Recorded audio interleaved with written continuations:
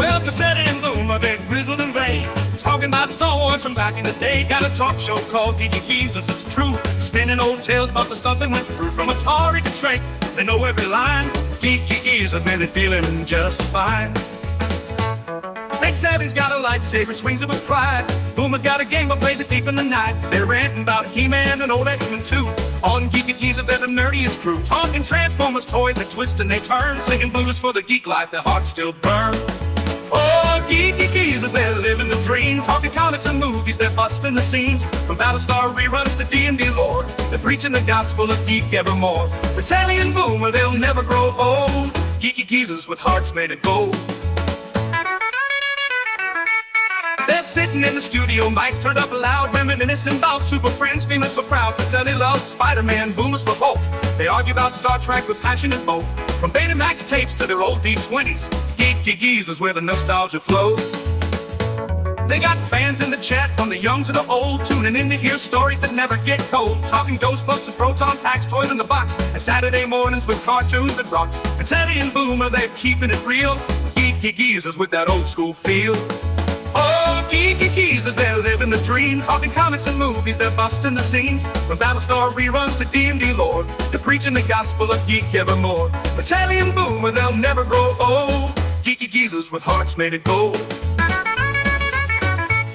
They're singing the blues for the games that they play, for the VHS tapes and the arcades that pray. But the spirits are young, though their hair's turning white. Geeky geezers keep the nerd fire alight, so tune in each week to the Geeky Geezer Show, where Pacelli and Boomer let the good times flow. From X-Files to X-Men, they're dropping the news, singing praises of geek life with them old blues. Pacelli and Boomer, forever they'll be Geeky geezers living wild and free.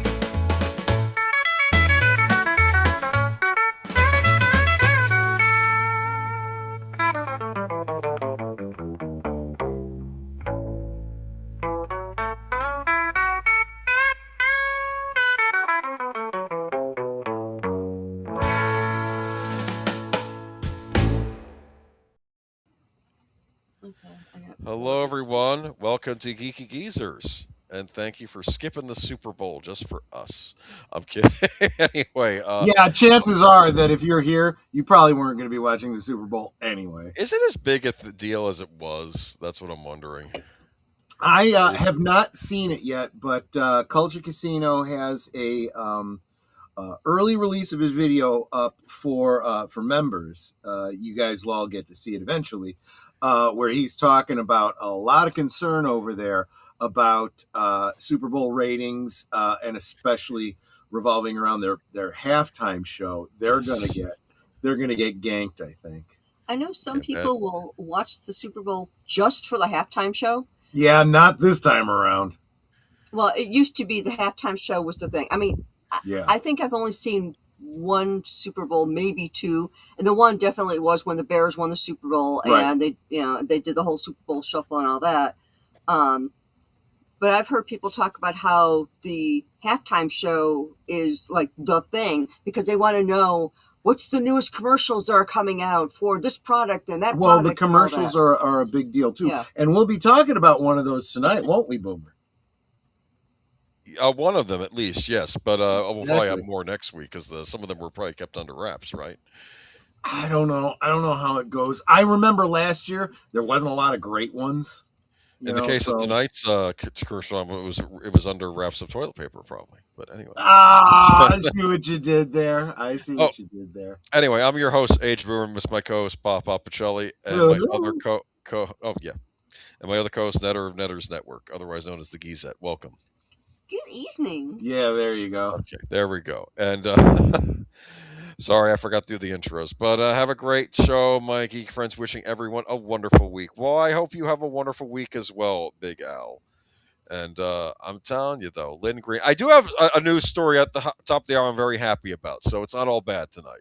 I know I feel like we rant a lot of the show, but I'm very excited about being able to get a game for the 100th time. Okay, but for crying out loud, I mean, we're doing a pseudo news show here, and it's always been the rule in news: if it don't bleed, it don't lead, or if it bleeds, it leads. Whatever it is, it's always bad news is what people want to hear about.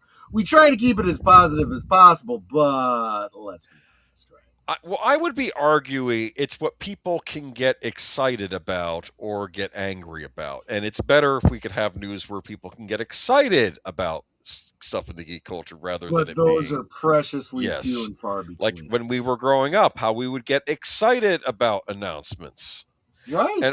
And also in the old days, when you were critical of something, people didn't jump all over you for being a toxic fan. Like if they made a bad superhero movie, yeah, like a certain movie that begins with well, an S honestly, I wish people would start pushing back when someone says, especially in the media, when someone says something about toxic fans, say, maybe you shouldn't be calling your fans toxic. Maybe you should just do better.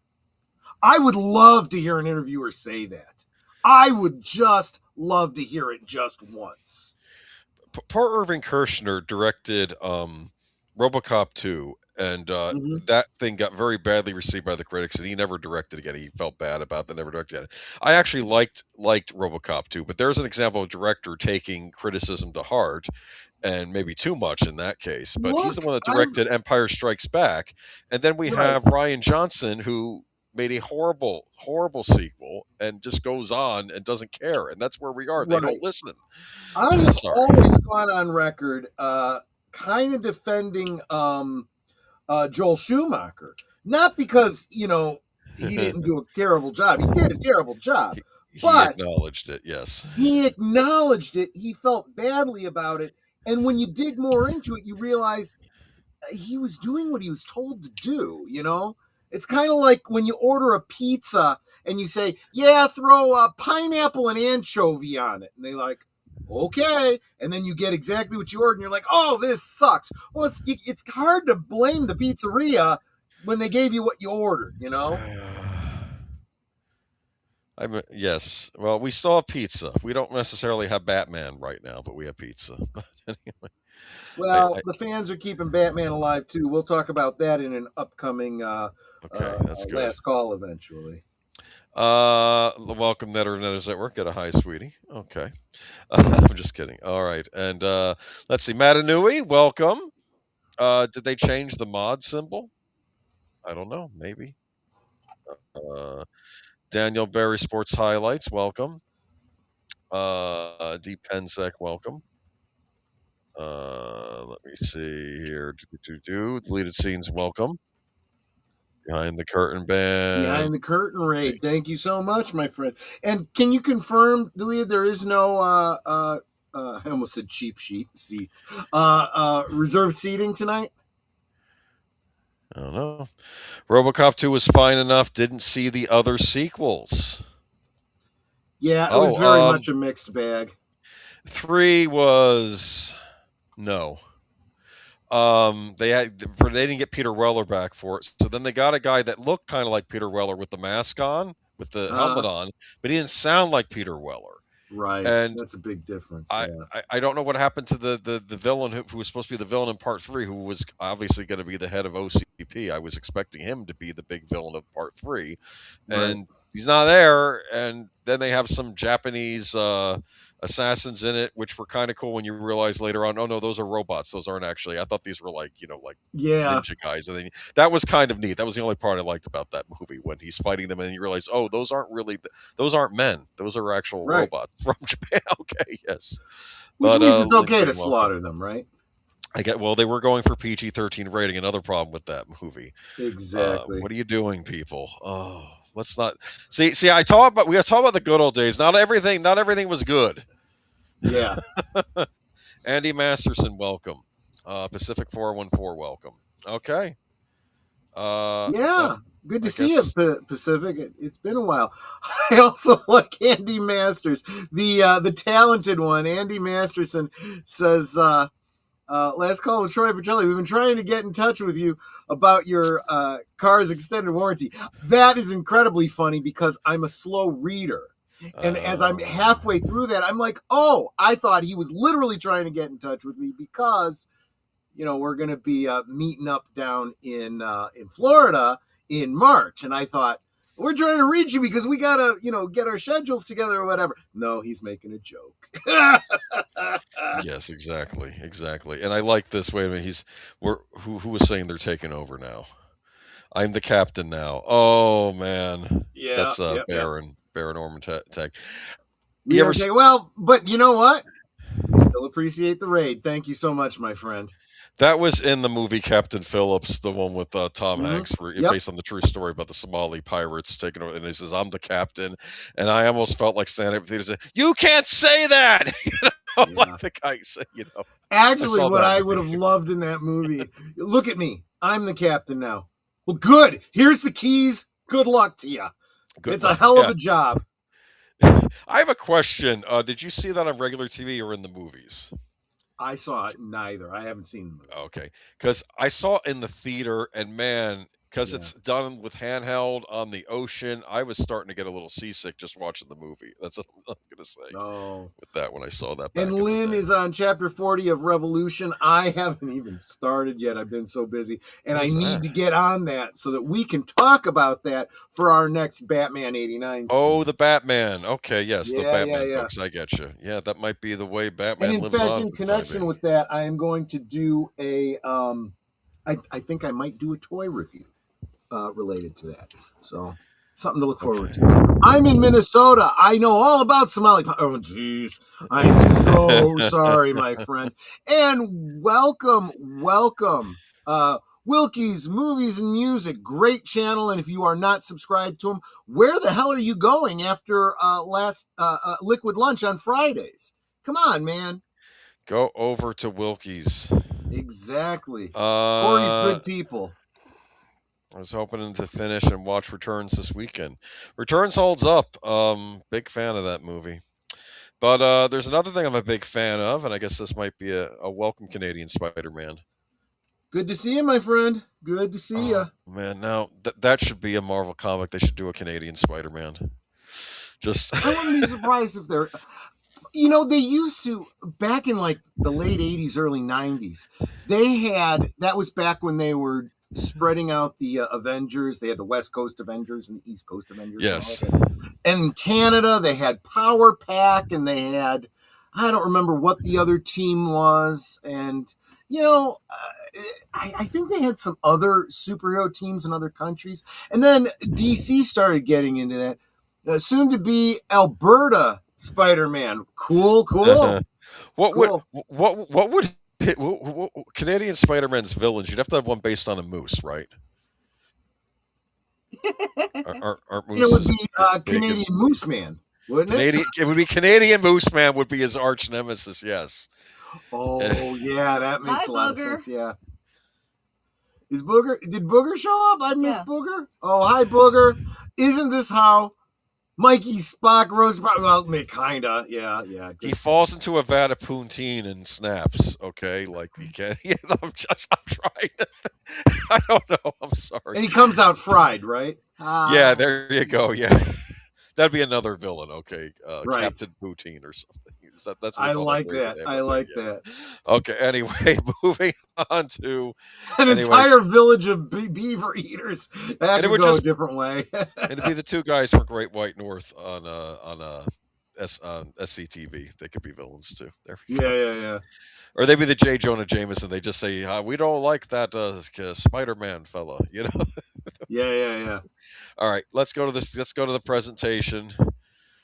Nothing lighthearted for good old days this week. We're going hardcore. Oh yeah, you want me to bring up the presentation? Bring it up. Good old days, and of course, when we were on our stream Friday, I kind of brought up the idea of lost media. Yeah, we kind of have movies and TV shows that aren't really readily available right now, and I have to tell you, the various '90s television series are not available anywhere. And I think a lot of the science fiction shows like Lex, I keep wanting Lex to get released on Blu-ray or something similar, but even more high-profile series, they're not on Blu-ray, and you can't even find the DVDs anymore, which is a pity because my DVDs of the show got lost in the flood, but I will talk a bit about the show and try and recollect it as best I can. I did watch it twice through, and that show is Millennium. What do you know about this show? Nothing. I know it was a supernatural based thing. Didn't it have some time travel in it or something like that? No, you're thinking of that movie.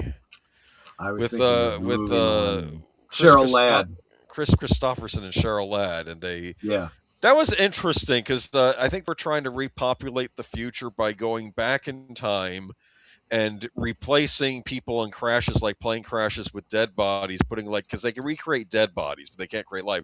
So we'll switch out people who are supposed to have died with like corpses to fool people in the past. Then we could bring those people to the future to have them repopulate the Earth. That was an interesting idea, but that's not what this is. That's a different Millennium. That's Millennium the movie.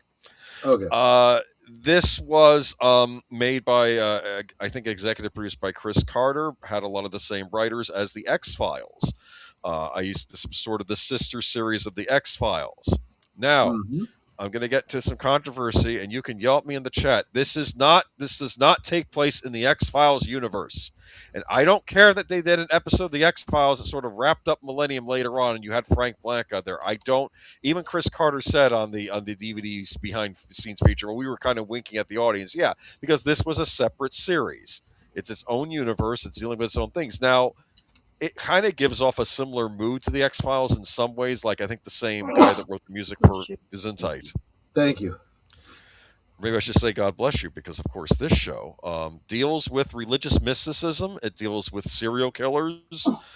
It kind of a dark show. Probably the okay. Now I'm getting the title, Millennium, yeah. The end of the turn of the century, and perhaps the end of the world. I get it now. Season 1 starts out, it's very much like a serial killer of the week show.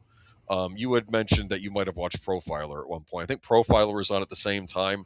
I remember during season 1 Millennium, I liked Profiler more because I felt that Millennium season 1 was kind of grim. Okay, This is Frank Black. He's a retired FBI agent now serving as a consultant on FBI cases, and I think he's also a entry member of this group called the Millennium Group, which are made up of like retired people from the government that worked in FBI and other places, and they're sort of trying to safeguard humanity from things that are that stuff that's going to be bad stuff that could be happening, especially in American society. Oh, so this isn't connected to X-Files. This is connected to Twin Peaks. Funny man. It's its own animal, but it wouldn't surprise me if, like the X-Files and Twin Peaks, you have a lot of the same actors circulating on this show as well. Right. But season 1 is very much he's a family man. That's his friend from the Millennium Group, who was played by. I'm forgetting the actor, but of course he played Terry O'Quinn. He played the captain of what was it? The captain of the Pegasus in Star Trek: The Next Generation. Remember the Pegasus? And he was also in Lost. He was John Locke on Lost. Right. So exactly. Terry O'Quinn, really good actor. I think most famously earlier on in his career as the stepfather in those movies.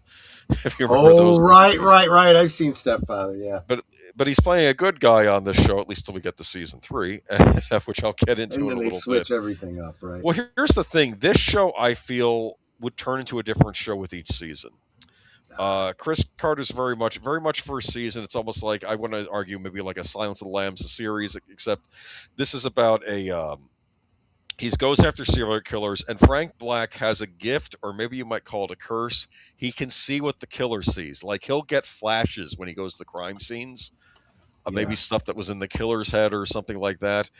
Later on, you learn that male members of his family, they get the ability to kind of see things that see evil, and also even to see demons. Mm-hmm. And then you find out later on that his mom had a gift, and women in the family had a gift that they can see angels and portents of things to come that you may not want to see.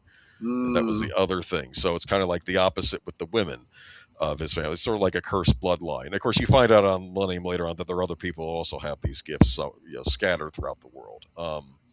But he has a young daughter named Jordan. There's his wife. I think they weren't expecting to have kids, but they had one late. And there's little Jordan and his wife. So he's got the nice house with the white picket fence, but it's like an idyllic home life, except then he goes out on these horrifying cases.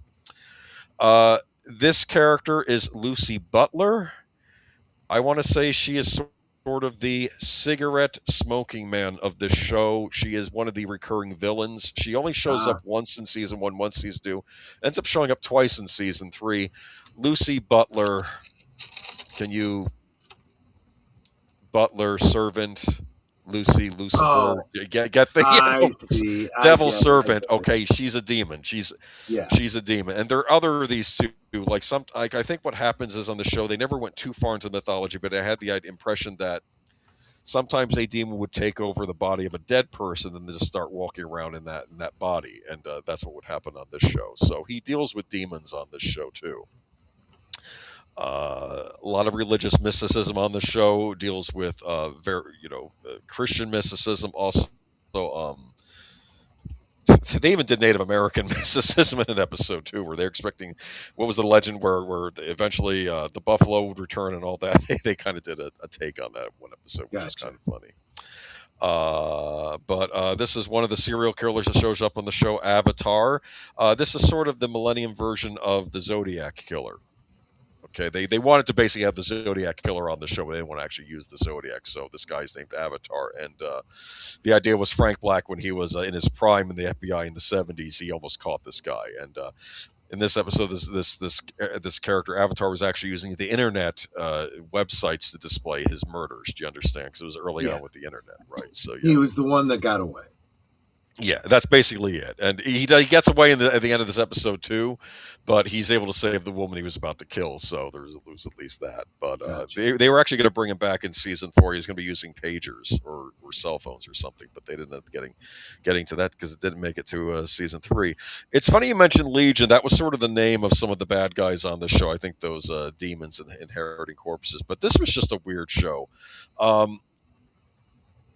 Frank Black was interesting as a character because before he had returned as a consultant to the FBI, he spent time in a mental institution because one of his last cases as an FBI profiler was he was going after a serial killer who thought the idea that if you leave your front door unlocked, that was his invitation to come in and kill you, basically. And wow, I think he was sending Frank Black pictures of the murder victims before he did her, and finally Frank Black catches him and the guy goes to jail, and then Black gets a picture of his family in the mail, just like the other pictures, and then he snapped and he had to go to an institution, but he got okay again. Then he became a consultant, basically. That's Roe Decker. He was one of the recurring characters in season 2. He's kind of the stereotypical computer nerd guy. Do you understand? Was he one of the lone gunman? He would have fit in well with them, but again, this show mainly dealt with serial killers, but it would deal with the supernatural stuff like demons as well. So it wasn't like the X-Files where you'd have UFOs and all this other weird stuff. Well, I'm getting the feeling that there was probably some overlap there too. The demons were influencing these serial killers and stuff. Yes, that was the idea, that maybe there is a hellish influence, and that's why. And it's also we're getting toward the Millennium, right? Where maybe things will be happening. You find out in season 2, gets very interesting. Of course, this also got the writers into trouble with Chris Carter because he was busy with season 5 of the X-Files, and he was also busy with the X-Files movie that they were working on, and he wasn't really overseeing Millennium season 2. So Morgan and Wong, two primary writers of the X-Files, kind of took this show over and brought it in some interesting directions. I found season 2 of Millennium, in my opinion, one of the best hours on television because it really started going into things like, are we headed toward the end times that were biblically described? Yeah. And of course, this season ended with, as you know, in the Book of Revelations, it's the also known as the Apocalypse. It was the 4 horsemen are predicted, right? Right, exactly. Plague, war, famine, and death. Those are the 4, correct. Right? And it ends with a Soviet virus that ends up getting escaped, and suddenly you see people all over the country dying these horrific deaths where they like bleed out, and it's this horrible virus gets on the loose. And the idea was this was going to be the first of the 4 horsemen plague, basically, and it was and don't worry, people, because it's not like any of this could ever really happen in the real world. This is all complete fiction. Yes. This show would have a sense of humor too, though. They did do some comedic episodes. They did one episode with Charles Nelson Riley, reprising a character he played on the X-Files called Jose Chung. On the X-Files episode, Jose Chung, he did a thing. He was writing a book about UFOs, and this he was writing a book about. I think it was Jose Chung's Doomsday Defense or something. It was all about Doomsday or something. And Charles Nelson Riley's a hoot on anything. Yes, he is. Yes. Yeah, or was. Yeah. Yeah, and he was in this episode as well, and talking to Frank Black, and he said, "Yeah, I had a friend. He wrote a book series about a freelance forensic profiler. Have you ever heard of such nonsense?" And he says, "What do you do for a living?" "I'm a freelance forensic profiler." Basically describing. They did another episode with that season where, hold on, am I going forward? Go forward. Oh, for the mic. No, too forward. They did an episode from the point of view of the demons, which was kind of funny. Yeah. And apparently these demons disguise themselves as old men that just go around making everybody's lives a little worse. For instance, he'll get a paper route and he'll destroy your bird feeder with the paper he throws on the paper route.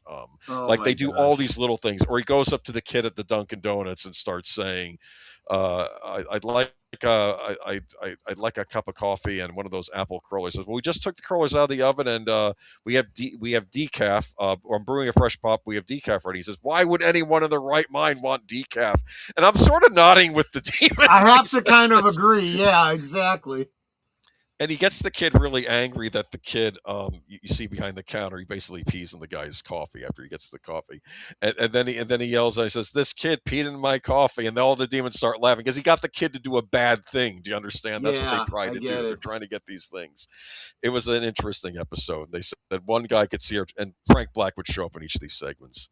I think John Waters was in one of those segments as a serial killer, wow. too. Some guy in prison. It was just, they got great guests on this show. They had Kiss in an episode of season 3. This was another comedic episode where someone was making a Hollywood movie based off of one of Frank Black's early FBI cases, right? And they were calling it the Madman Maniac.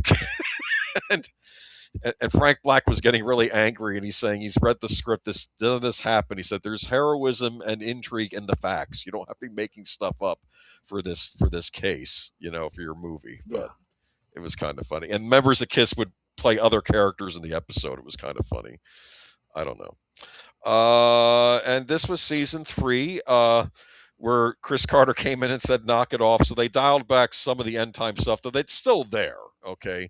Mm-hmm. Millennium Group ends up becoming the villains in season 3, which threw me kind of for a loop because they weren't the villains up until this point, but they basically started describing them as a cult basically in season 3, and Frank Black's trying to get away from them and foil the things that they're doing. He did get a new what do I want to call this? Not sidekick, partner, I should say. Right. Young FBI agent Emma Hollis. I found out on the DVD they really had to fight to cast this actress because at the time, they studio networks, they wanted to give him like a long-legged blonde. They didn't actually want to give him a black actress on the show, and they said no, we want a black leading lady on the show. So they did that. She was played by Clea Scott. She had an interesting story arc this season too. Let's just say she makes the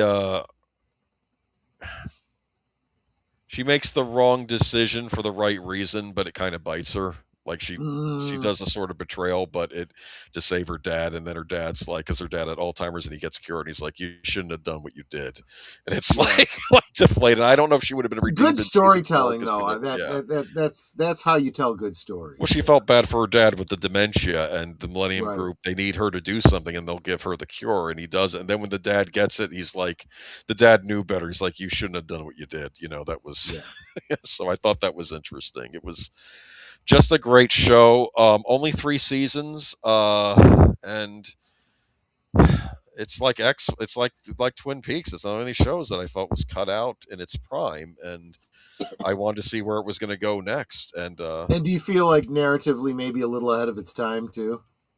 Yeah, Chris Carter was saying on the DVDs that what he saw with CSI later on, he said that's probably what Millennium should have been. These crime investigation shows that would, they'd solve the case using techniques. Because I feel that he was trying to create something like that, but didn't quite have a grasp on it yet. Like it was almost like a proto of one of those. Right. But I don't know. It's a great show. Unfortunately, Disney now owns it, so who knows if it'll ever see the light of day in any media or even on streaming. You can't find the streaming anywhere. Yeah. It's Good annoying. luck with that. I did want to bring up one more point, though. The reoccurring villain, Lucy Butler. There's a scene in season 3 where Frank Black finally stands up to her, and he goes, "I'm not afraid of you." Okay, and he says that and means it. And then she says something to him. She says, "What about your daughter, Jordan? Aren't you afraid for her?" Ooh. Yeah. Basically, if I can't get to you, I'll get to your daughter. That's basically what she told him. I did want to bring up, I'm sorry, I'm rambling too much, but there was an episode in season 2, which was the Halloween episode. And at this point, his life's thrown on the rocks. Like, him and his wife are separated. They do kind of get back together toward the end of the season 2, but and he's not feeling too good about his life. And it's on Halloween, and he keeps seeing like visages of demons. He turns on the radio and he hears this wonderful jazz song about a demon that, and he can't get rid of this stuff. Right. And during the episode, you're getting flashbacks to his childhood when he went out trick-or-treating, I guess, during like the 50s, right? And he's going out trick-or-treating as a kid. And, he runs into this weird guy at this house who's like a World War II veteran, and he's smoking, and he says, "I don't have anything for kids. Here, take this thing of smokes," and gives the smokes to this little kid, right? Yeah. And you find out later on this guy took his own life. You know what I mean? So he's visited that night by a ghost, and it's the ghost of that guy he met as a kid that took his own life. And he basically tells Frank Black, and he's like, "You know what they say about hell? How awful it is? It's so much worse." That's what he says. Wow. And then he talks to Frank, and he says to Frank Black, he says, "I have a message from you, from my boss, or from the big man or something. Sit this one out. Just sit it out, and you and your family will be in a place where a lot of other souls wish they would be, because the time is now, and there is no way he's going to lose." And he says it with conviction.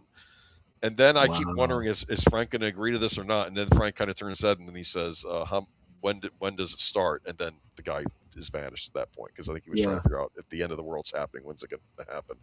But it was a very creepy scene, because obviously he's talking about the devil. That's what he said. Right, exactly. And it was just remarkable for TV. I don't know how this ever got on the air to begin with. I guess because Chris Carter, because of the X-Files, and also because it was Fox, he got a lot of clout. I mean, you had one episode beginning with some serial killer looking at some guy eating in a diner, and then the next thing you see is the wife getting a package in the mail. She opens up, and it's the guy's tongue. So, I mean, it's just, this was a brilliant show, and I don't know. Yeah, it's I'm sad it's gone. But apparently there was a documentary about it, and the great Lance Henriksen was on this as well. Absolutely. All right. But if you ever get a chance to watch it, I do recommend it. It's worth seeing. And I want to say welcome to Bone 305, who does remember watching the show when it was on air, but didn't remember it much. Well, we hope that this jogged your memory a little bit. Well, that's the problem. It's lost media, and you can't get the DVDs. You can get season 2. Apparently, that one's easy to find. Seasons 1, not as easy, and season 3, forget about it. And I don't know. It's because Disney bought Fox, and another company might license it out to a company like Kino or somebody else to put it out, because I'm sure there'd be interest. But it's not on streaming. Some person wrote an article I wrote about this. You have to think about how hidden the show is at this point, that at this point it's out of spite. Because possibly maybe the network was angry about it. And let's face it, Disney, not big on anything that's got any religious undertones to it. Or in this case, overt religious tones. It did. And Curtis, but it would play with other religions too. Go ahead. Go. Welcome, Curtis Selby, and thank you for the Tired Midnight Blogger rate. Well, welcome. Glad to see you here.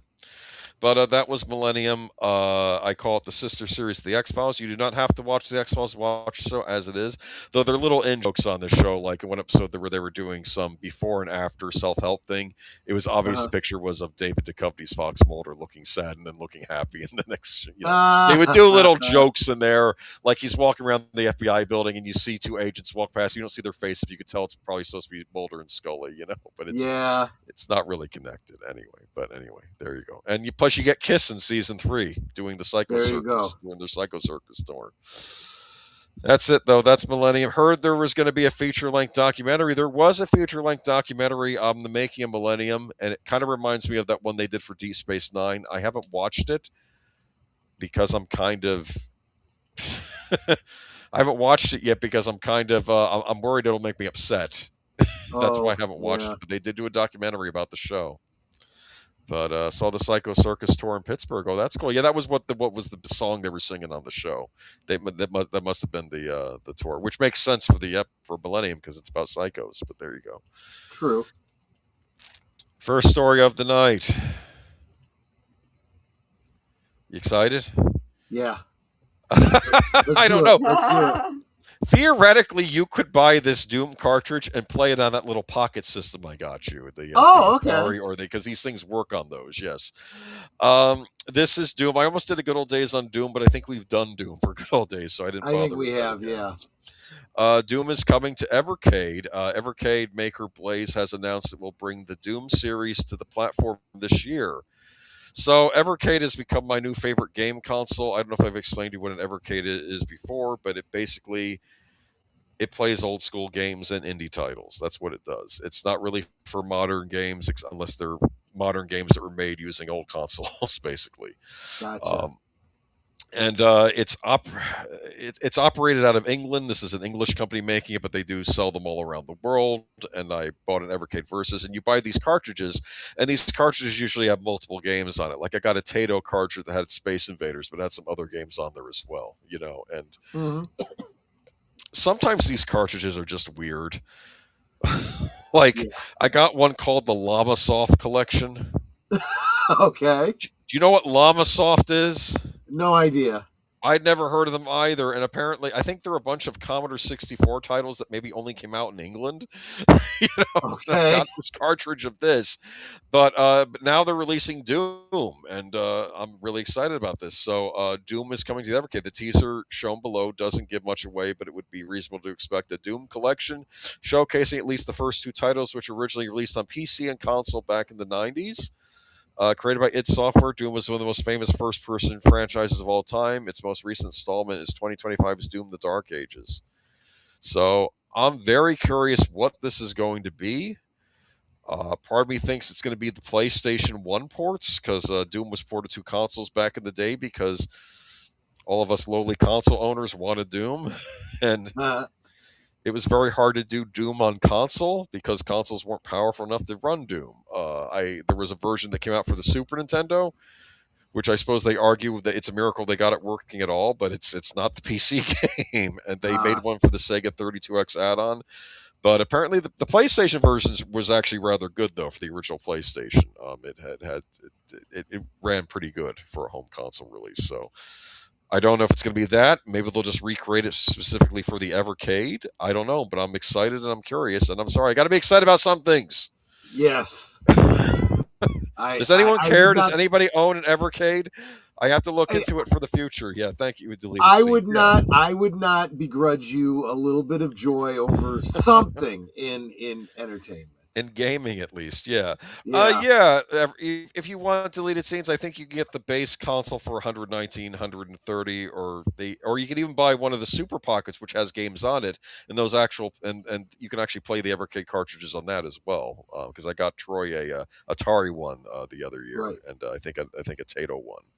But you can always try getting a Super Pocket first, see if you like it, and then you'll decide if you want to buy into this infrastructure. The only problem with Evercade is the cartridges come out and then they become hard to find after a few weeks because they're only priced at $30. So wow, you can pick one up, and sometimes they're available. Sometimes you have to go around to multiple sites. Like I might get one from Best Buy, I might get one from Amazon, might look on eBay to see who's selling them. It doesn't matter though if it's a British version of the cartridge or an American version; they play the same. So there's at least that. They're not really different. So that's good. Anyway, Doom. So I can play Doom on a non-Nintendo Switch PC, PlayStation, or Xbox. I can play it on Evercade sometime this year, and I love me some Doom. But anyway, okay. Moving on. Oh well, here we go. Yeah. And this is what I like about the Evercade, because the Evercade may be all this old school games and indie titles, but it's no BS. And yeah. Well, okay, hold on. Let me bring my thing up. Propaganda in my block game. Netizens blast Minecraft for pro-social justice protest update. Keep in mind that when they say pro-social justice, when you go to the official Minecraft site for this, they talk specifically about social justice and the talking points for this. Exactly. Like we're not mincing. They're not mincing words here. Let's be very clear. I don't care if they are proselytizing some political opinion that you happen to agree with. Nobody wants proselytizing in games. Okay, I don't care if it's your politics, your identity politics, your religion. I don't care. It doesn't belong in these games. You know what kills me? The guy that originally created Minecraft, he sold it to Microsoft, but he's definitely more on the right in his politics. Sure. I think he even contributed to Smash JT's defense fund. But of course, he doesn't own Minecraft anymore. He sold it for a huge amount of money. But downloadable update to the popular Minecraft video game that encouraged players to participate in social justice protests has resurfaced, and social media users are livid amid Black History Month and the ongoing anti-United States immigration and customs enforcement protests. The official Minecraft X account posted about the free lessons in good trouble. So this is updates. You can download this for free on Monday afternoon. Atlanta developers Felissa Ford and Natasha Raquel launched Lessons in Good Trouble in 2020, and Minecraft issued an updated release last year. The DLC allows players to participate in various social justice movements in the United States and internationally, ranging from the civil rights movement to Mahatma Gandhi's nonviolent protest. John Lewis, Martin Luther King Jr., Nelson Mandela, and Emmeline Pankhurst are among the other notable civil rights figures in the DLC. From the Edmund Pettus Bridge in Selma to the streets of modern-day protest, Lessons in Good Trouble allows young people to experience firsthand how peaceful resistance can transform the world, Minecraft's official website reads. And the reference to modern-day protests drew fire backlash on social media, with users blasting the game and accusing it of encouraging violence. Although Minecraft promoted the DLC on Monday, there is no indication that the game has been updated to include content such as anti-ICE protests. Yes, but it does heavily mention the BLM movement in it, from what I heard. Gameplay. Right. In fact, let me read this. Gameplay footage line includes clear references to the Black Lives Matter movement, including an external link to its website, as an in-game activist also mentions how BLM was created to seek justice following the acquittal of the person who killed teenager Trayvon Martin. George Zimmerman, a volunteer neighborhood watch member, shot Martin in February 2012. And what Zimmerman claimed was self-defense. Let's see. Bring back Super Mario. An ex-user commented, "Why are politics and sex being injected into everything kids do now? We will soon have a population of youth who will only view the world through an activist lens." Yep. So, yeah. Tree Rock Creation says, what's the difference between entertainment and politics? Nothing nowadays. In other words, we don't have entertainment nowadays. And welcome Logical Spark. He says hi and good evening. Welcome. And welcome also Sashi over there on the other side of the international date line. Good to see you, my friend. Well, welcome, Sashi. Good to see you again. So, yeah, this is Minecraft. As you know, Minecraft is a very popular computer game, also on consoles with children. The Minecraft movie did huge box office last year. But this feels like pure propaganda to me. Absolutely. It's free, but I don't know. Can't the kids just be allowed to play their block game? I know. I know. It tells you something when they keep trying to inject adult bedroom behaviors into child's entertainment. And in fact, we're going to be getting to that a little bit more in upcoming. Well, let's just rip the Band-Aid off and get into this. Yeah. I thought about covering this last week, but I'm like I need time to process this. So here we are. Right. Tamagotchi Life Living the Dream will allow same-sex relationships and non-binary me's. Oh boy. Tamagotchi Life fans have a lot to celebrate today, along with a re-release date for Tamagotchi Life Living the Dream. Nintendo has confirmed that players will be able to create non-binary me's in the new game, and they'll be able to select dating preferences for their characters. This was all confirmed in today's Tamagotchi Life Living the Dream Nintendo Direct, and in a game where customization creation is off the charts, more gender relationship options should be a given. It should have been a given in 2013, but Nintendo is making up for this time around. Keep in mind that I think I'm reading from a pro article, but they have details in here explaining how we got here. So now when creating your me, you'll be able to select from 3 genders, male, female, and non-binary. I really would like to ask someone at Nintendo, what do they mean by non-binary? Do they know what it means? Yeah, exactly. And you can also select your me's dating preferences, again, between the 3 gender options. So I only prefer to date non-binary, I guess. Okay, you can select one, more than one, or none of them. Essentially, you can date whoever you want, or none at all, catering to gay, lesbian, bisexual, pansexual, aromantic, asexual, and all sorts of LGBTQIA+ relationships. This is Those are all made up. Well, anyway, this is a huge win for many fans of the Tamagotchi Life on the 3DS. So this was years ago.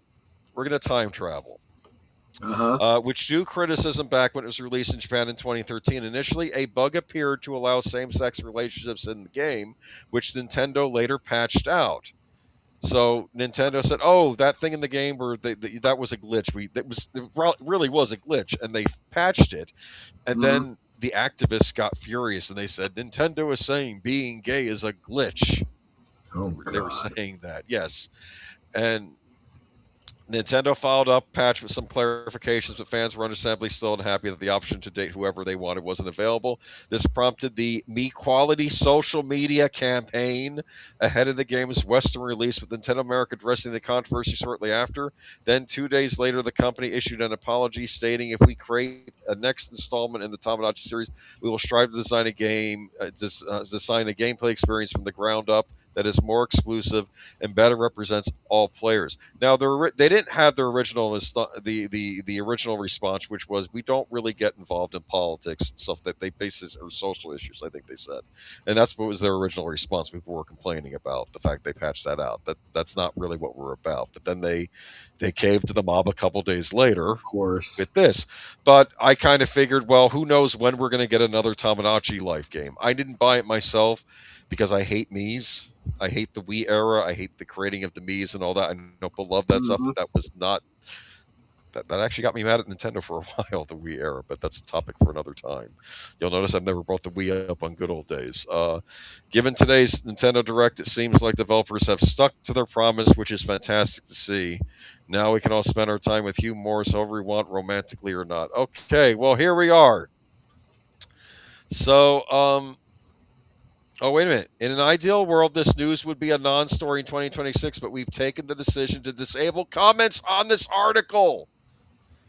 Right. Where was this from? Bear with me. This is Polygon.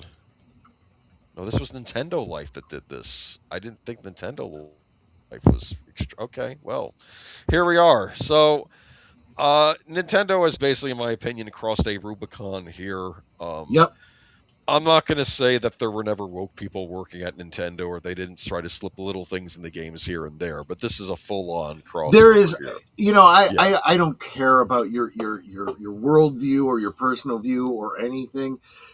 There is no reason to be sharing adult bedroom activity options in a kid's game. And I mean, simple, vanilla, straight stuff too. Yeah, this is a E-rated title too.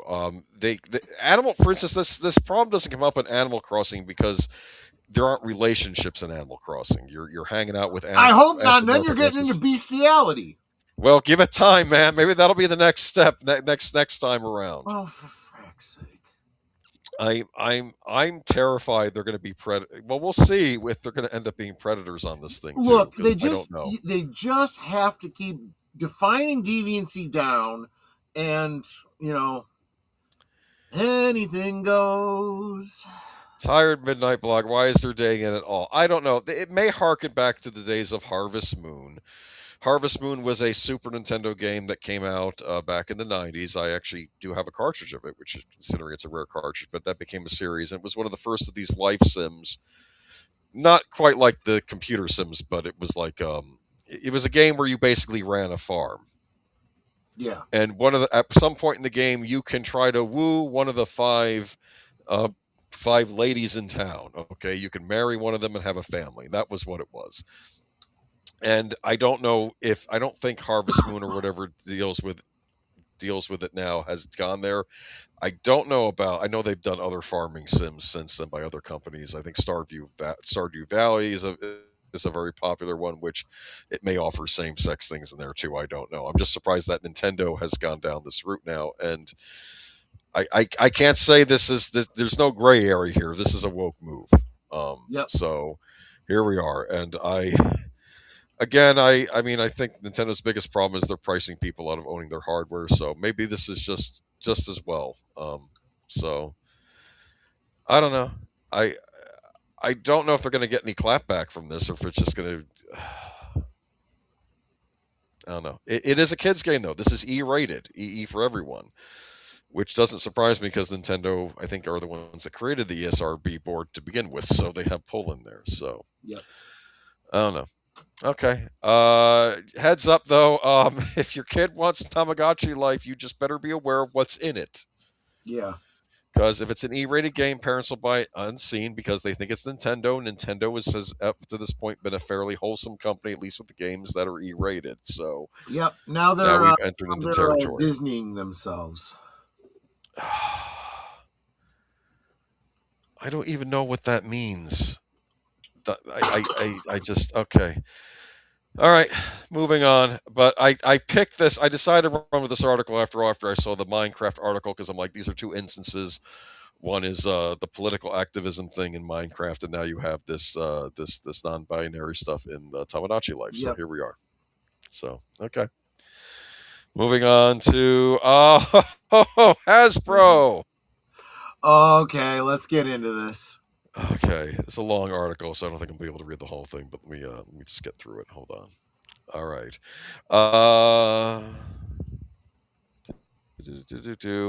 Investor lawsuit claims Hasbro overprinted Magic the Gathering cards to plug revenue gaps elsewhere. In November 2025, two U.S. retirement funds filed an updated version of their ongoing class action lawsuit against Hasbro, alleging that Hasbro CEO Chris Cox, former Wizards president Cynthia Williams, and Hasbro itself misled investors about the printing strategy for Magic the Gathering. The suit includes claims that made by an anonymous former vice president of Wizards of the Coast, which laid the blame for many controversial Magic products squarely at Chris Cox's feet, alleging that under his direction, Hasbro used Magic cards as a cash cow and printed increasing numbers of sets at the risk of harm to the value of the Magic brand. The acceleration of Magic the Gathering releases since 2019, the relentless release of Secret Layers, price hikes on Masters booster packs, reprinted sets like Innistrad Double Feature, and even the $999 Magic at 30th Anniversary booster packs. This lawsuit claims they're all the result of a strategy that Cox allegedly promoted of parachuting in rapidly manufactured Magic the Gathering sets to cover for lower than expected revenues elsewhere in Hasbro. I wonder if those where do you think those revenues that were lower came from? Do you think some of the Star Wars toys they were trying to sell? There's a lot of ways to go with this because we're getting into gaming, we're getting into the Magic cards. What I'm going to say is, and maybe I'm getting a little ahead of you here, but my whole take on the whole concept of these collectible card games is stop screwing around with them. Okay. You are not making any extra money off of this stupidity. You are actually making it possible for scalpers to make money and get rich. And you're pissing off your fans, and you're losing market share as a result. Just release the cards. If they sell out, release more cards. If it's a rare card, make it less rare. The more money you make, the better for you and your shareholders. Isn't it interesting how a lot of the prominent voices in the community, they all come from different sides of fandoms? And I think the quartering came out of Magic the Gathering. He was a Magic the Gathering tournament guy before he got Gotcha. his career got wrecked there by allegations or something. Anyway, but the 86-page lawsuit alleges that beginning during the Fun Cox tenure as Wizards president 2016 and up to October 26, 2023, Hasbro printed ever greater numbers of Magic sets for the purpose of generating short-term cash to make up for revenue shortfalls elsewhere within the company. The suit's introductory section claims this was known internally as the parachute strategy and allegedly involved releasing specific Magic sets that could be thrown together at low cost and on short timelines for the explicit purpose of compensating revenue shortfalls in other Hasbro divisions. So if I'm reading this right, you're a Magic the Gathering collector. You buy these cards because they're supposedly rare, right? You might get a rare card, and then you think you've gotten these wonderful finds until you realize, It depends on what kind of a collector you are, okay? There are some collectors that collect, yes, they're chasing the rares. They got to catch them all. They got to, put them in, and they never play the game. There are the other ones that definitely want these cards because they're playing the games, they're going to tournaments and so forth. But still, they're chasing the rares for the same reason. Those are the best cards. That's a real trump card to pull out during your, like you get a magic weapon or something, right? Yeah. It's a big baboom, game winner. Okay. Lawsuit includes statements from several anonymous alleged former employees designated FEs to support its claims. The main source, FEI, supposedly served in roles related to Magic research, design, and creative direction from July 27 to 2021 before becoming Wizards VP until they left the company. I assume they is to keep the sex. No, apparently it's one person that identifies as more than one. Well, there we go. Anyway, in this role, the suit says they were part of Hasbro's extended leadership team, met regularly and reported to Cynthia Williams, worked closely with other Hasbro executives, including Wizards Senior Vice President for Magic, Bill Rose. Okay. Oh, sorry about that. Okay. Lost my spot here. But FEI alleges that Wizards of the Coast created specific Magic SKUs, sets of cards that could be quickly manufactured and dropped to market to make between 40 and 80 million in the event of a revenue shortfall elsewhere within the company. Something FEI says they remember Bill Rose calling Project Parachute. Okay. So the lawsuit notes that Wizards of the Coast rate of releasing reprint sets increased dramatically during Cox and Williams back to tenures as Wizards president from June 2016, April 24th. Yes, so FEI asserts that the suit that in general Bill Rose was okay, hold on. According to FEI, the alleged parachuting started before Chris Cox was CEO. The lawsuit says FEI recalls Hasbro former CEO would tell defendant Cox that, for example, Hasbro needed $80 million in additional revenue because something else within the company had flopped. Okay, so it sounds like that we're just getting a lot of repeats of what this is. Though. Well, and maybe I'm projecting a little too much onto this, but I also think that there's some consternation finally with Chris Cox, who is, let's just say he's well named, okay, in my opinion. So you don't do the Magic the Gathering stuff, but I guess this Chris Cox fellow was ruining the stuff that you were interested in, right? Oh yeah, he ruins everything he touches. He's Hasbro, and that's Star Wars toys. That's D&D now. Yeah, it's yeah. I forgot they took over D&D. Even areas of toys that I'm not even interested in. Go check out Michael French over at Retro Blasting has done plenty of videos about Hasbro and the so-called Hasbros, the fanatic fans that will defend Hasbro, reaching into our pockets and, stripping us bare and say, yes, thank you, Daddy. Do it more. Do it more. Well, it's funny because there was complaint by some Magic players that Hasbro was printing on cheaper card stock, and they could tell. Star Wars fans did the same thing about the card backs of the. Because keep in mind, just like I was saying, there's different kinds of collectors. The action figure market has different kinds of collectors too. Some will open them to put them into dioramas and display them, which is mostly what I do as well. Others are, nope, I got to have them neat in package to hang on my walls, which sometimes I do until I get around to opening them. Everyone does it a little bit differently. And you need to, if you want to sell as much as you possibly can, you need to be aware of that, and, one of the channels I follow is Bosk's Bounty, and he's got his particular way of collecting and displaying them, and he talks about other people as well, and saying, if they do this, they're going to tick off this, type of collector. If they do this, they're going to tick off that kind of collector. What they really should do, there's always a middle ground where, believe it or not, you can kind of make everybody happy. But, it's almost like these companies don't really want to make money. They just really want to piss people off, which makes zero sense. But, I mean, I'm just looking at, reality, what I actually see, When did this change happen? I think there was always this element in corporate America. There's this idea of the golden parachute, protect your own, fail upward. But I remember back when I was growing up, you would buy a quality product, and if that product wasn't any good, you'd either try to return it, or at the very least, I'm done buying from this company.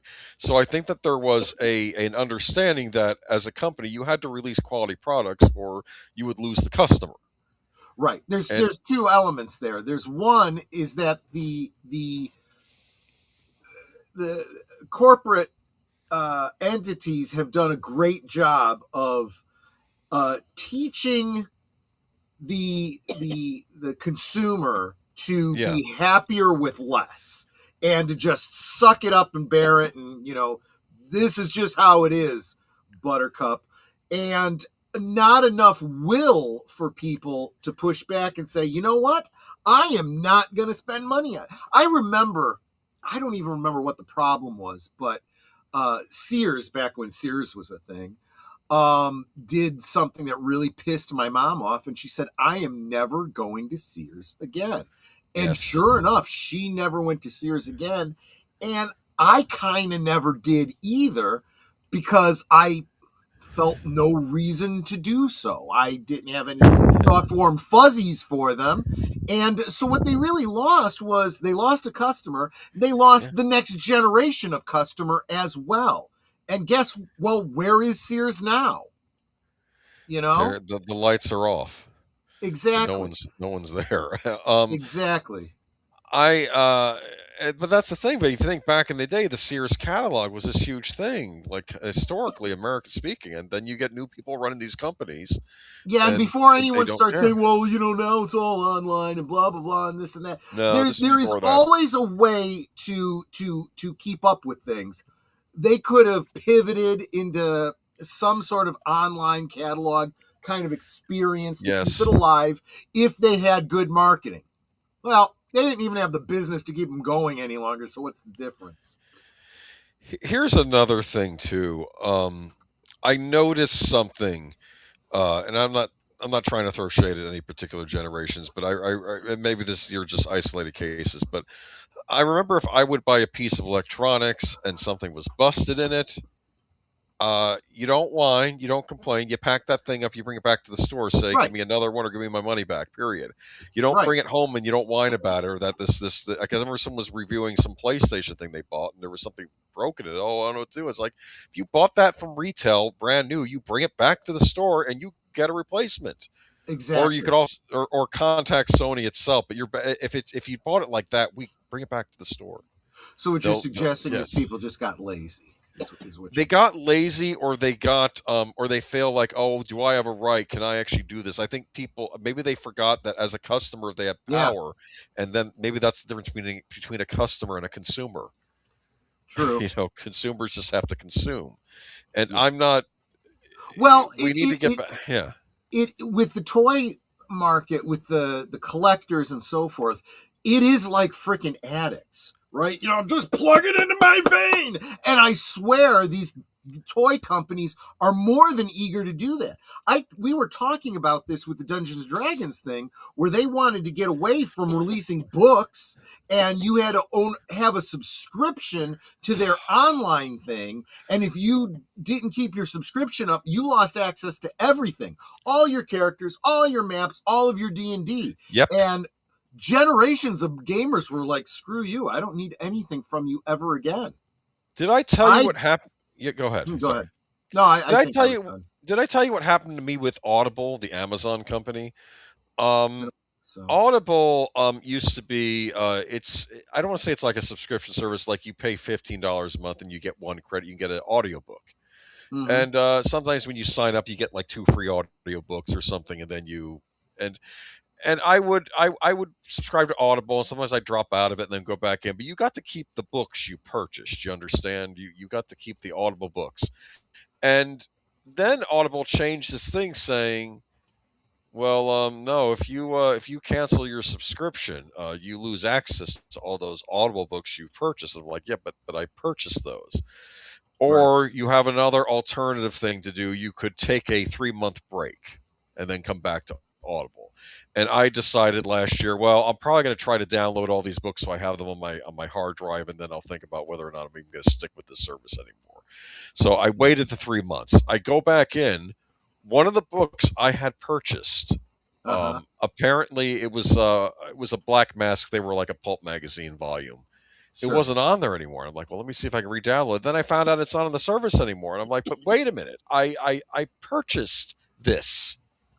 Do you understand? It's like this. I thought I was purchasing this, and I realized there's probably fine print that I didn't really purchase any of those. And so I was done with Audible. I downloaded all my books. And if only you had a friend who had told you should really own physical media. I understand. I understand what you're saying. Audiobooks are a pain in the butt to own physically. Okay. Plus, you could download them into MP3 files, so you can still store them. So they had that going for it. It wasn't like digital movies. Welcome, Robert's Infinite Realms. He says, what's up, party people? This magic lawsuit is crazy. Wallace Lang says, I hated the most about Sears was their practice of rebranding for the Atari 2600 VCS game console was called the Sears Telegames Video Arcade. Now, are you kidding I get me? why you say that, Wallace, but I will say this. Looking back on it, I see that as being comparable to when you go to the grocery store and you have your option of buying, and I'm picking this brand specifically, Kellogg's Raisin Bran, or like the store generic Raisin Bran.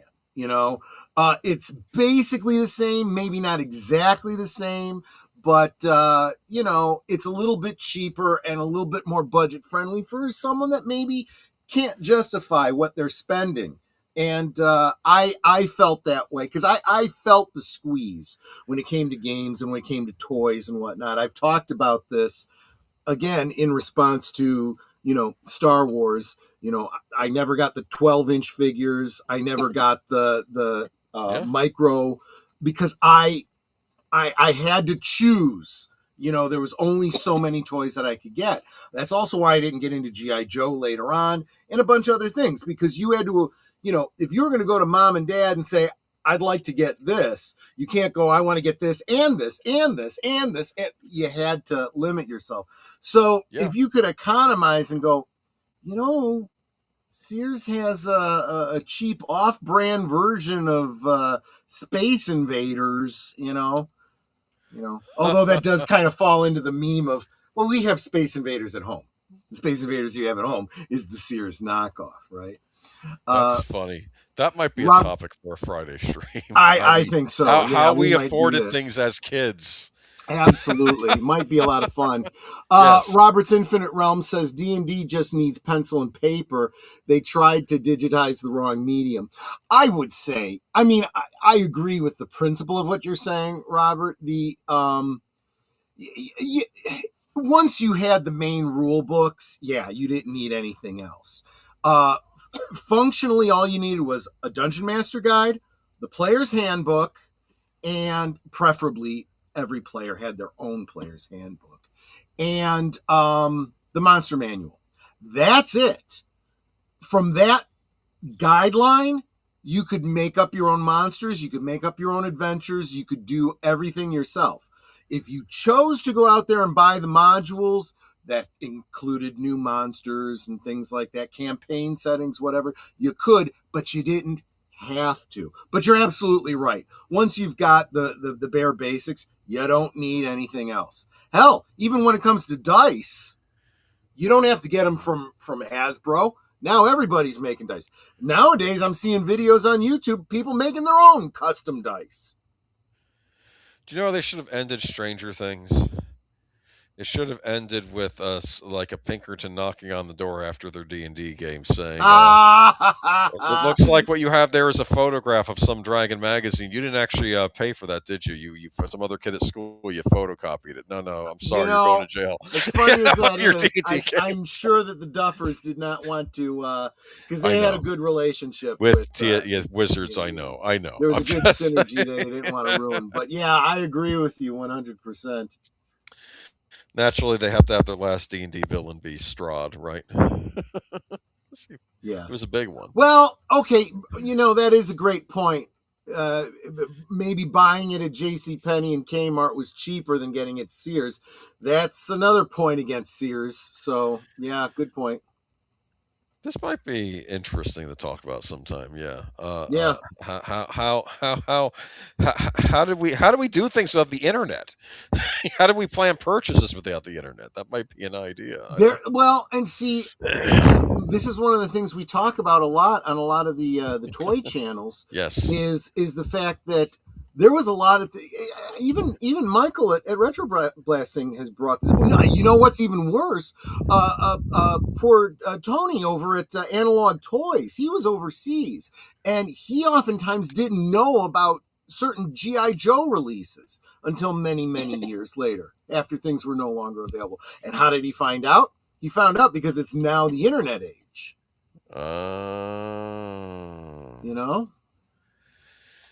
Yeah, well, the internet opened up things that we never knew existed, right?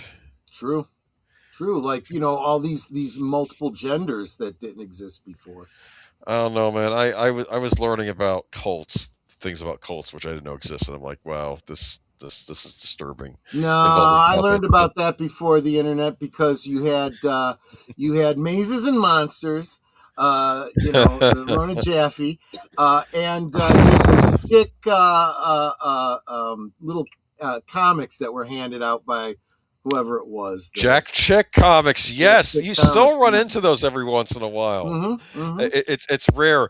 The funniest Jack Chick comic I have to tell you was one where I read this on a blog somewhere, and it's like of a D&D game, right?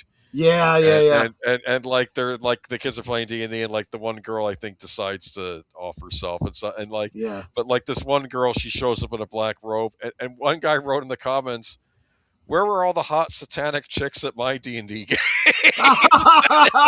It was right. Well, and that's just it. It's another one of those completely missing reality. I know. Yes. Do you you could make a perfectly fine argument that a role-playing game being played by someone who's got dubious grasp on reality to begin with could definitely have some problems, but I don't think the game is the problem. No, I think it's the mental health that really is an issue there.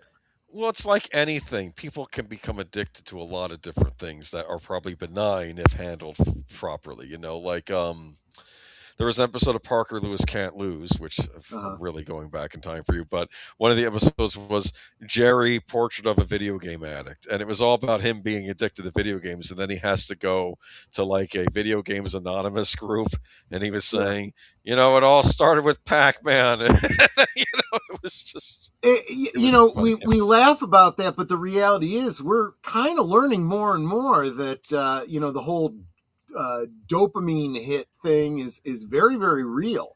And things like just social media are becoming addictive to people. Every time someone likes one of your comments and and even when they some troll is hating on you online, still you get all excited and you're typing back and you get all worked up about it, and it's addictive behavior. That's a real problem, and kind of also another reason why you need to keep your kids off the interwebs.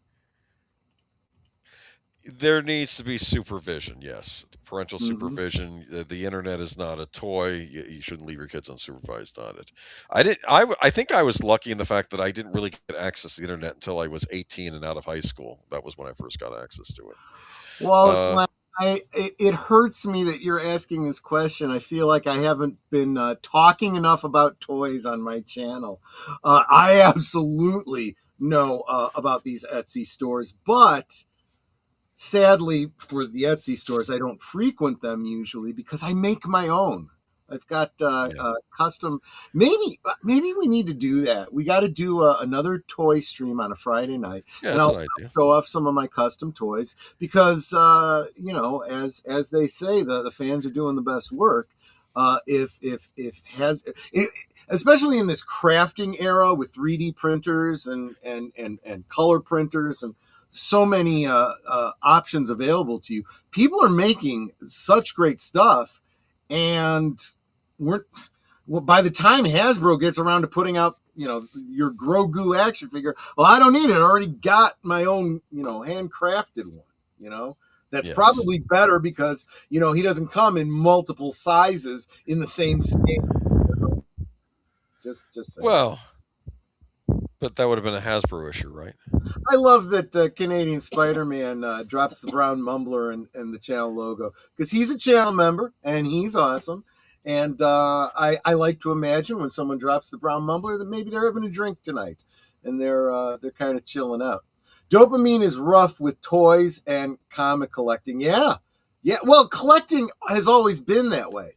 There is that element of, and look, I'm just going to say it, collectors, be honest with yourself.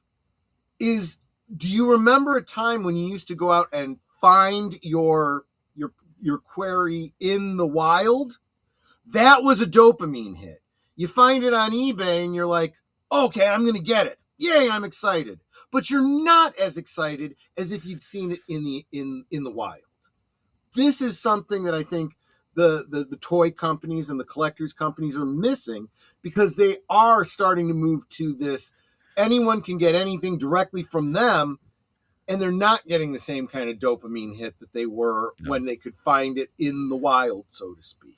Exactly. I remember finding... I'm not sure what, because there could be a number of things you were referring to, David Jones, when you say I know, but it's true. It's true. Whatever it is. Is that a picture of Linda Carter? I don't think so. I think that's it is not Linda Carter. That looks like a newscaster or something. Okay. Anyway, moving on. Let us know who your icon is there, David Jones.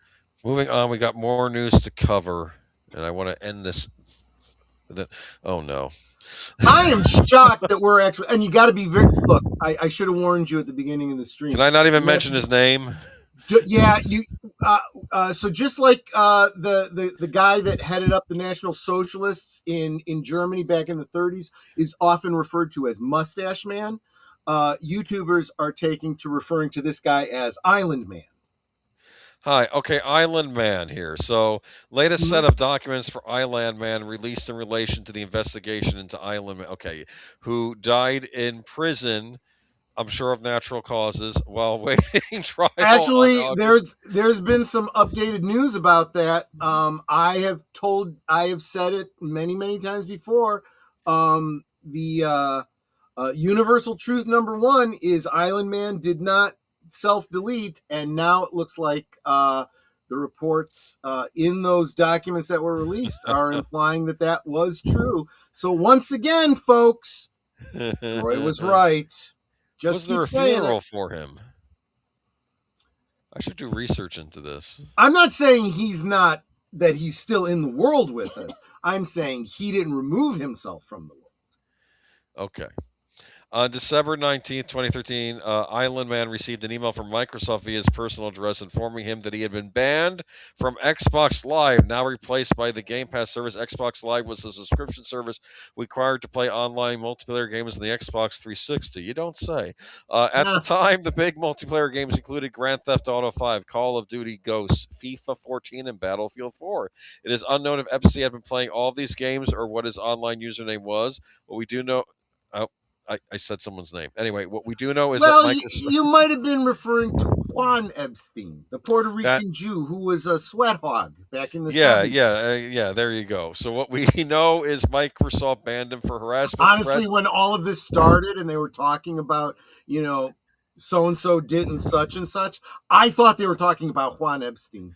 Exactly. And I'm like, wait, what? And I looked him up and I'm like, he's still alive? What's he talking about? Exactly. Because if he wasn't, we would be doing an in remembrance for him. But apparently it's that Microsoft banned him for harassment, threats, and abuse of other players. Described the conduct as severe, repeated, or excessive. That language appears to come from a standard enforcement notice by Microsoft sent to ban users and did not include details specific to Island Man. The second email sent later the same... I take that back. I'm sorry. I was mistaken. Robert Haggis is no longer with us. He passed in 2012. Okay.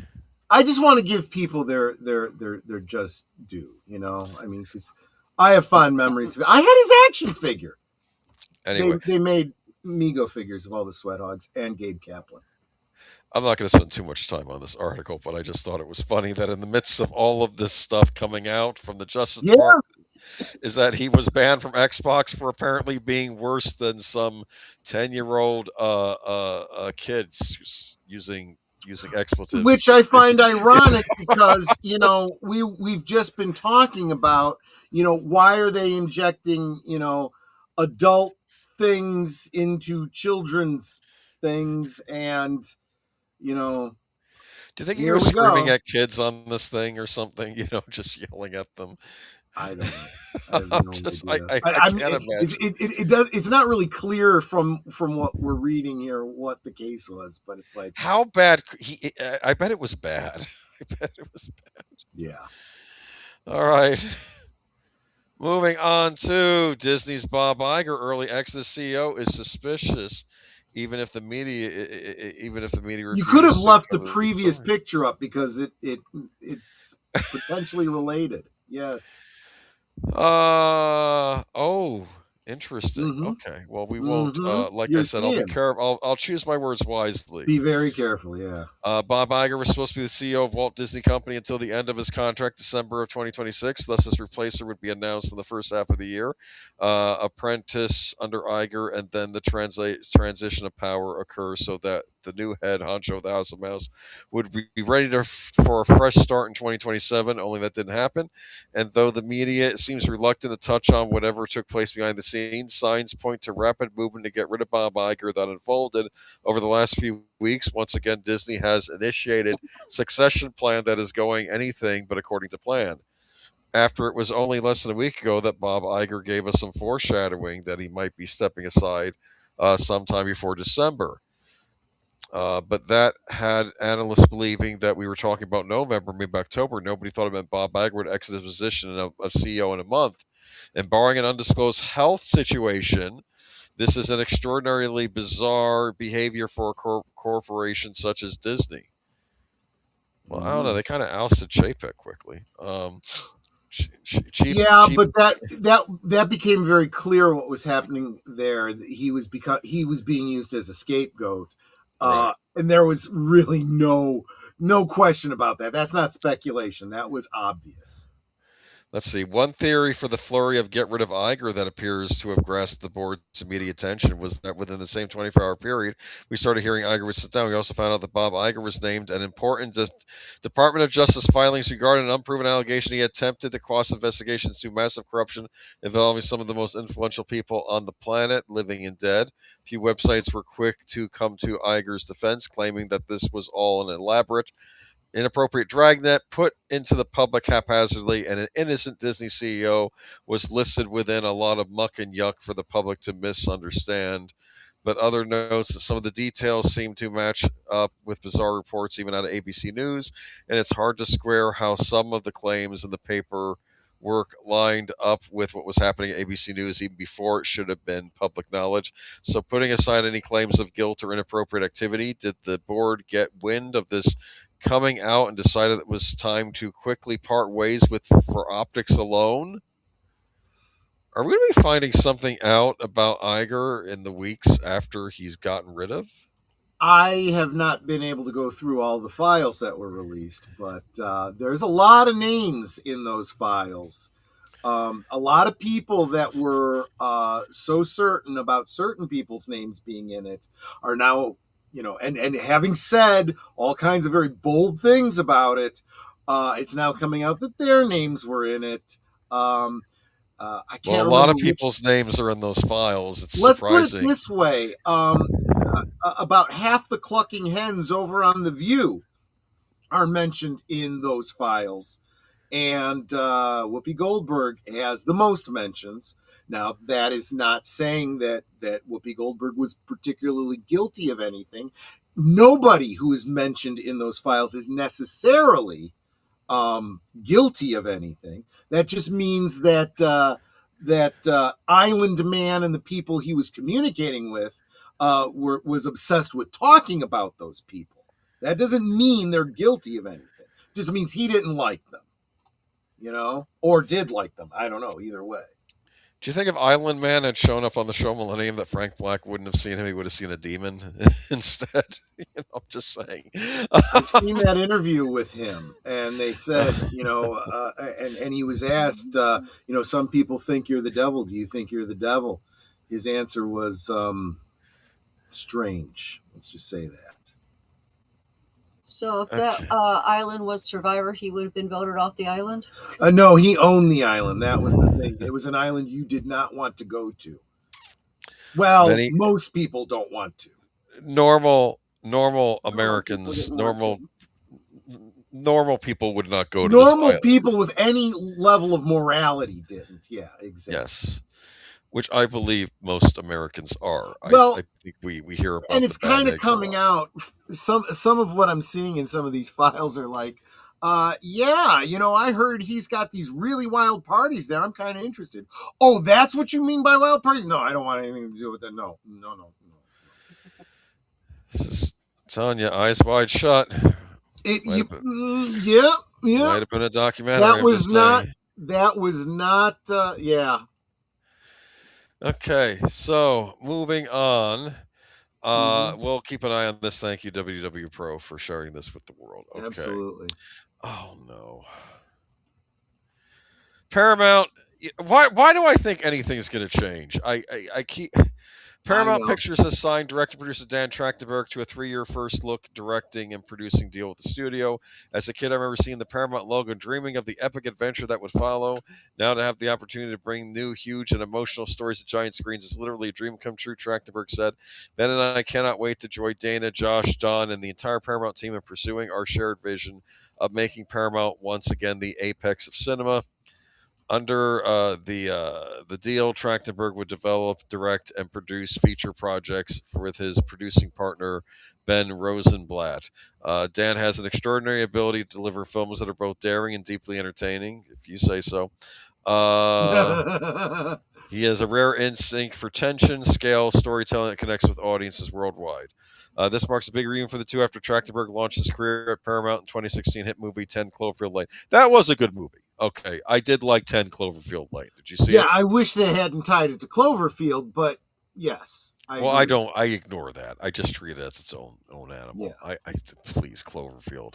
Because I like the John Goodman performance in that. Oh, yeah. And even though Abrams was involved, it didn't bother me like it was when he was served as producer of these. I actually thought that was a decent little thriller horror flick. But, I liked it. The tagline for the movie was "Monsters come in many forms," because of course you have the weird possible alien invasion happening outside on the surface, but then you have John Goodman's being a monster in that one. Basically, and he was kind of like Island Man. Yeah, exactly. Yes. Trachtenberg was most recently directed Predator: Badlands for 20th Century, which was a critical and commercial success. I've heard it's not been a commercial success.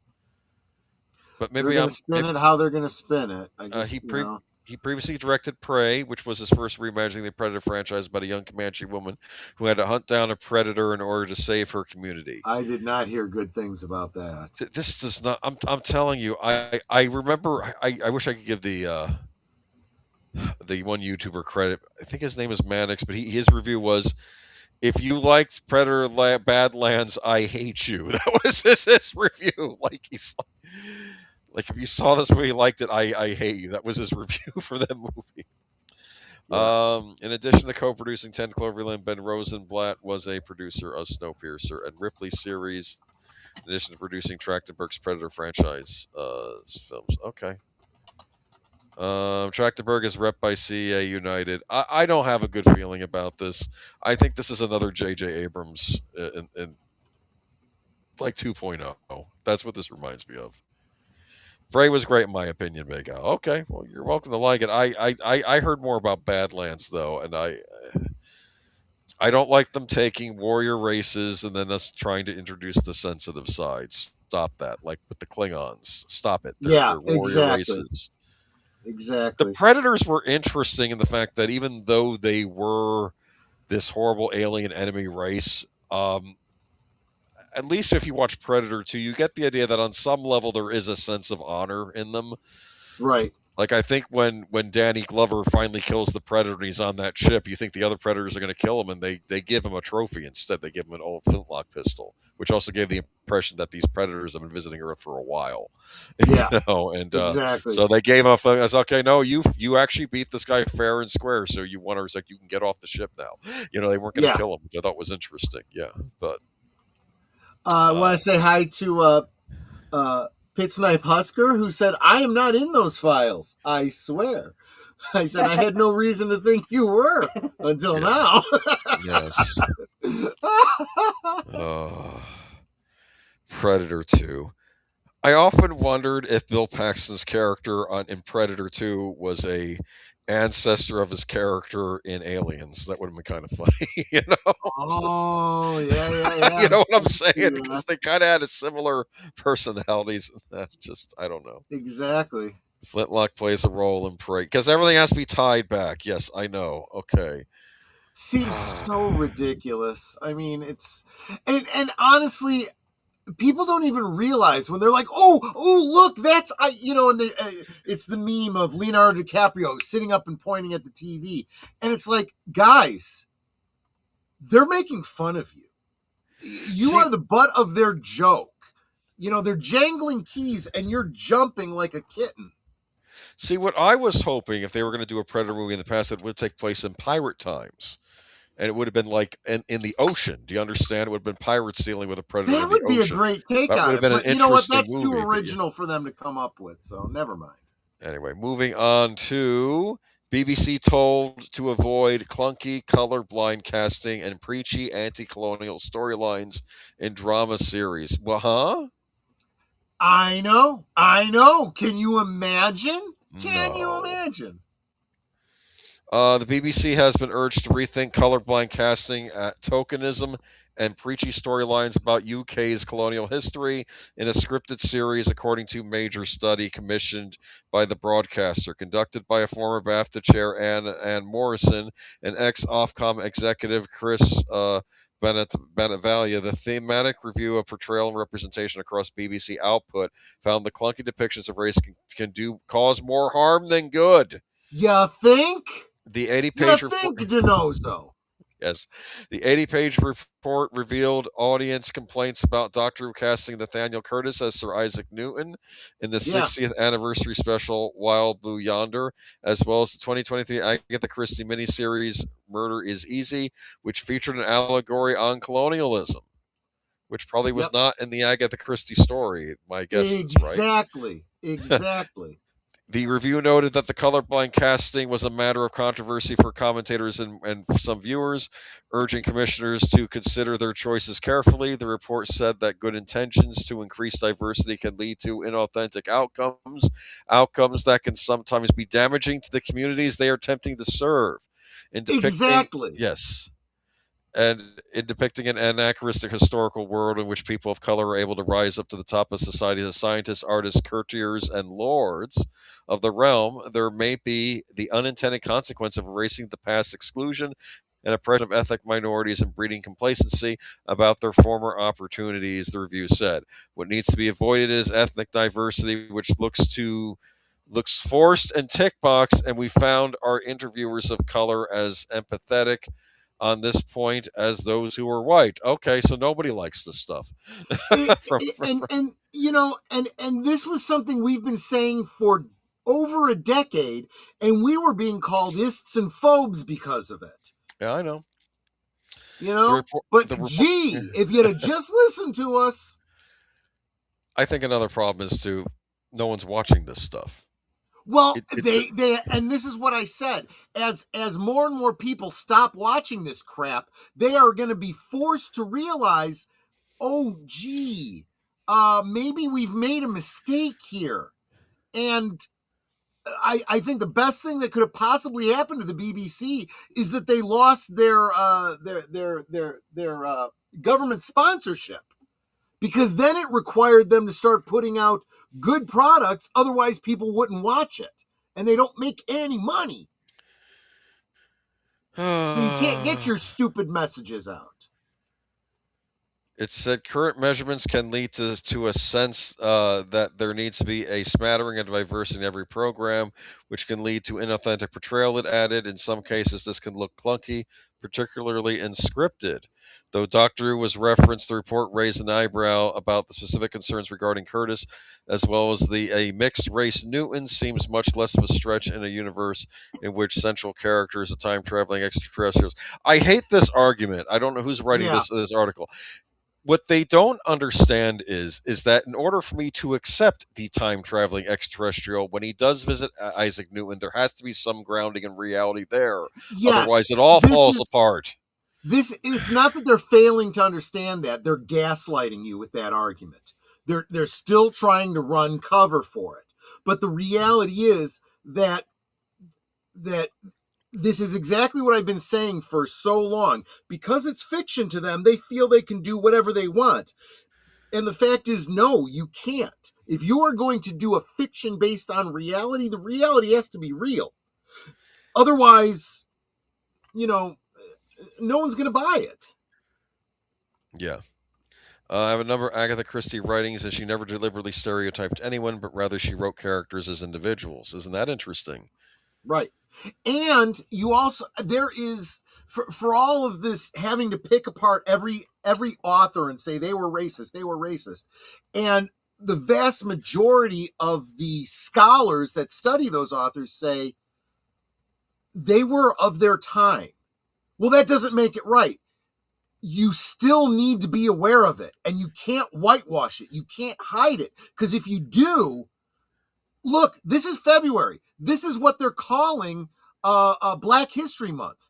If you whitewash Black history, there is no Black history.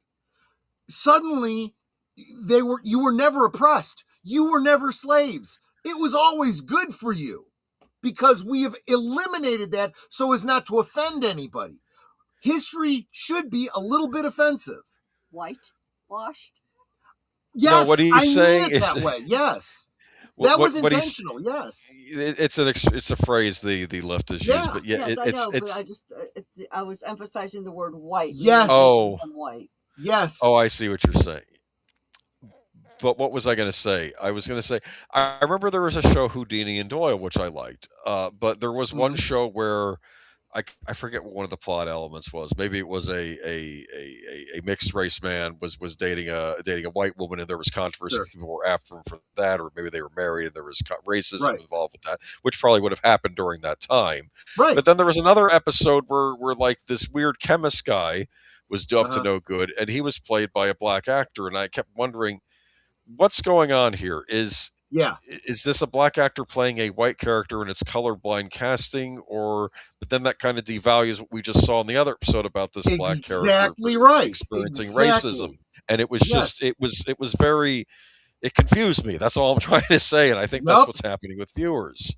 And you know, I don't know, but apparently Doctor Who went off the rails for a whole lot of other reasons too, though, besides just that. But it was just, I just thought this report was interesting. I don't know where the BBC is right now, what they produce. I do watch shows from England, but I think a lot of the ones that are good are still produced by ITV. I do hope that this is. I do, and I know that people are going to say that I'm foolish for this, but I still would like to believe that this is a return to normalcy and a return to the sensible center, so to speak. That people are starting to realize how stupid a lot of this stuff is and are pushing back. And the perpetrators of this are going, oh, this just isn't working. This is not I don't working. care if they decide to make Doctor Who gay. We just don't need to shove down our throat everywhere. Actually, there's zero reason to even mention that he might be gay. Exactly. That's what I was going to point out. Because for so long, the Doctor was effectively asexual.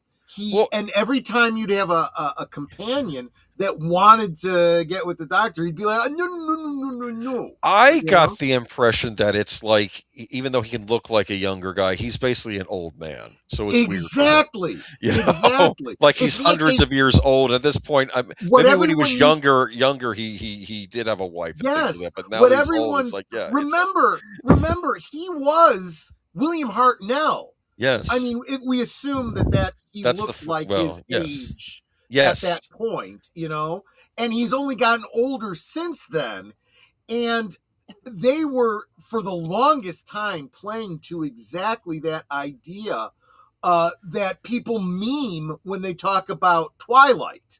That's disgusting. This guy's hundreds of years old. He's hanging out with high school girls. Yeah. It's disgusting. It's creepy. Well, didn't they mention in one episode of Doctor Who, I think it was Tennant, who said something about being like 900 years old? Yes. Sense. They've talked about. They did that. And people have gone into great detail about how long he was each incarnation. There are blank spots where he could be much older because he's not with a companion. Anyway, I'm getting off topic there. It all goes back to, and I think what summed it up the best was Tom Baker, who most people associate, that's their Doctor, right? There was this great bit where he says something about, "You are a very attractive woman, probably." It's like as if he doesn't even know what attractive is in a human, but I assume you're attractive. Well, plus he's an alien too. We have to take that into consideration. Yeah, right? But one would argue he's an alien that looks humanoid. I enjoy. But yes, the idea of as soon as you start going down there, and I know this is going to upset all the shippers that are all 10 and Rose, but it's like, you know what? I didn't care for it when they started down that path back then. Yeah. I'm being intellectually honest here, people. We were bothered by it, yeah. And they. I enjoyed watching Houdini and Doyle, and I never understood why they canceled. I enjoyed Houdini and Doyle too. Did you see it, Troy, by any chance? I didn't know about it. No, I never. I think did. it was. I don't know if it was a Canadian production or whatever. It was a one season show. It was about Arthur Conan Doyle and Harry Houdini teaming up to solve mysteries.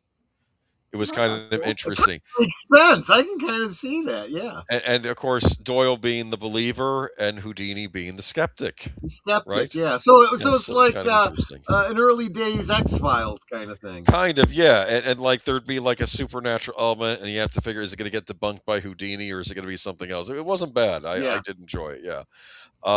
It ends with, because Arthur Conan Doyle was kind of on a writing hiatus, and then it ends with him penning the first page of The Hound of the Baskervilles, but yeah. Wow, that's pretty cool. That is pretty cool. I just find romance annoying in general. I think we're living in a very anti-romantic age, and I think Hollywood is not doing it any favors these days too. So absolutely true, and there are a lot of people kind of bemoaning that because it is something that's wrong, not only with entertainment, but with society overall. And a lot of the reasons that you are annoyed with romance is because of this kind of thing being perpetrated the way it is. You're right. Houdini and Doy was on Fox. That's where I caught it. But I believe it was probably started as a Canadian production and they aired it there. But I could be wrong. Moving on to, speaking of romance, Netter sent this one to me. Yeah. So I called this the McCaviar article. Is this the James Bond? Apparently, this isn't a new concept. This idea of caviar and chicken McNuggets going together. I did not know anything about this before this article. Now, if y'all want to get in on this, McDonald's is having a thing online on Tuesday at 11 a.m. Eastern where you can be entered to try and get one of these while supplies last. Yeah. Go for it if you want to, Netter. I'm not particularly interested. I've never tried caviar, so this probably should be my first try, right? Yeah, no, give it a try if you want to give it a try. I would like caviar. I've never actually tried it, so I don't know. And I actually have to give credit to this article to Kyle at my office, who happened to mention it during meeting, and we thought he was joking. He goes, no, it's true. And I looked it up. Yeah. So, and she's like, I think this might be good for Geeky Geeks. We've got like 3 articles here on food. I was like, why not? McDonald's is launching a limited edition giveaway ahead of Valentine's Day that pairs with its most recognizable menu and its traditional high-end product, caviar. The fast food announced Monday is re-release of all for McNugget caviar kits through online-only drop at McNuggetCaviar.com. Well, there you go. Yeah. It's partnering with Paramount Caviar, UA's best caviar supplier, known for serving Michelin-starred restaurants and luxury hotels, the company said in a press release. Do these mix? Apparently. So yeah, if you get further into the article, apparently they do. Apparently there's been this thing that people have been doing of putting caviar on McNuggets. Yeah. Apparently. So you get McNuggets and you get caviar. My question is it like beluga caviar or are we talking like lumpfish? You know? There is a difference. I don't know. Apparently Big Al said it tasted like rotten tuna. So, okay. Oh, God. You know what? He's probably tuna, right. Though. I like tuna, though. Caviar that one time off the mystery shelf at... Yeah, it was lumpfish. It wasn't the best caviar, but it's like, introductory, give it a try, right? It wasn't horrible, but it wasn't, in my opinion, worth what you were paying for it. James Bond would eat caviar. Yeah. Because, he liked the fancy stuff, didn't he? I think it was more, I don't think he went out of his way for the caviar. I think he ate the caviar because he did what he had to do in terms of schmoozing. Given a choice, I think he'd just say, give me another martini. Maybe. Actually, if you... James, or maybe I'm just projecting. I don't know. Do you know what James Bond's favorite food is? Corned beef on a hard roll. No. I don't know. Scrambled eggs. I found that out from reading the books. That's his favorite go-to comfort food. How did he like them scrambled? I don't know. Not American style, not with milk. Probably no. Nobody likes it with milk. That was a Depression era thing that never should have happened. No. What I meant by that was, does he like them where they're starting to turn brown? Does he like them a little bit runny? That kind. I don't know. They didn't go into that much detail in the book. The favorite food of a fictional character. This is not an unreasonable question. He liked them how Ian Fleming liked them, so I'll have to do some research there because it was Ian Fleming's favorite food. That's why he made it Bond's favorite food. Well, that makes sense. That's perfectly reasonable. Okay. All right. This was on Fox. I'm not going to spend too much time on this, but Cracker Barrel employees told to pay for their own alcohol and eat at company restaurants while on the road. Yikes, man. It's like... Honestly, though, I mean... Okay, go ahead and get into it. But my first take on this was like, I kind of understood this one. This kind of makes, business sense. Employees are expected to dine at Cracker Barrel store for all majority of meals while traveling whenever practical based on location schedule, said the message from Cracker Barrel management, at first reported by the Wall Street Journal. Cracker Barrel is also reportedly cutting off its traveling workers from booze, restricting alcohol purchases from being expensed. Exceptions for special occasions must be pre-approved, said the message. Yep. But you can get alcohol at Cracker Barrel, can't you?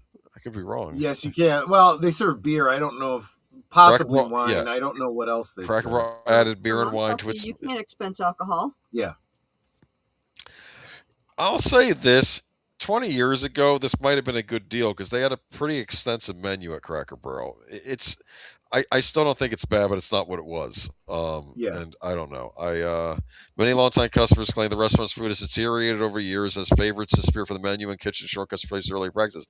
Yeah, like the chicken salad sandwich. They had the best chicken salad sandwich there, and they took it off the menu. Yep. Why? But apparently Cracker Barrel announced last month it was bringing back some classic menu items such as hamburger steak and eggs in the basket to win back customers. I looked at the hamburger steak, which I remember used to be on the menu. It's hamburger. Right. It's formed in like a steak form. Yep. I just make that at home, right? I mean, I don't. Well, I think people are starting to realize more and more that that's true of just about everything. I'm looking at McDonald's going, I could probably do this at home and I can probably do it better, you know? And with less calories. Well, at least you can take control of the calories. Calories are worth it if you enjoy it, you know, and Cracker Barrel's not completely left their new woke ways. They dialed it back though, because they got some pushback. They sure did. Yeah. Anything left to say on this though? No, I'm going to say that I kind of understand this because I've seen this in the business world. People do have a tendency to take advantage. And if you're traveling, why are you expensing alcohol unless you are entertaining clients for some important business reason? You know, maybe maybe you ought to not be doing that. On the bright side, you can get breakfast any time of day at Cracker Barrel, and they still do a pretty good breakfast. So there we go. Took McDonald's a while to figure that out. So yeah. And our final article of the night. There we go. Live long and fiber. William Shatner stars in Kellogg's Super Bowl Raisin Bran ad. What? Did you see this ad? Have you seen? Because it's actually been out there for a little while. I saw this and. Okay, so I think I told Boomer this already, but I don't think I shared it with all of you. I saw this ad, and at first I was like, does Shatner realize what he's saying? You know, because this is what do you say? This is Bill Shat, and I'm like, that doesn't sound good. And then he's talking about fiber. And I'm like, this is not there, and then there's this bit where he beams down, because they're playing up the Star Trek thing, and he beams down to talk to people about the importance of fiber, and he's standing on top of a truck, and someone goes, "Look, Bill Shat on a truck," and I'm like, oh, okay, he gets it. This is part of the shtick. And they knew what they were doing. I'm like, okay, this is actually kind of brilliant. I have to imagine that they kept a heavy supply of Raisin Bran on the old Enterprise because those back then those replicated meals you had to pass them through somehow. Well, yeah, that's a very good point. It's funny they never specifically. I don't know if they ever specifically mentioned replicator on the original series, but they didn't. In fact, there was a galley. And they talked about the food being reconstituted. Yes, reconstituted meals.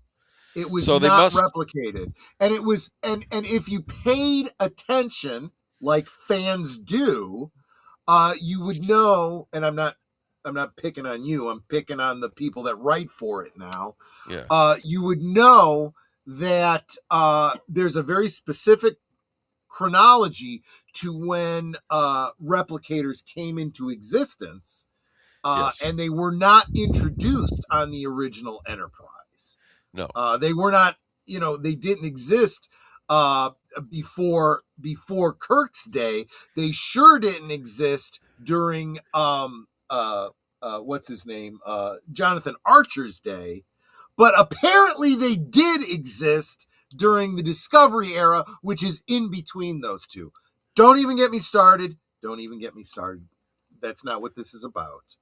Never trusted the replicator.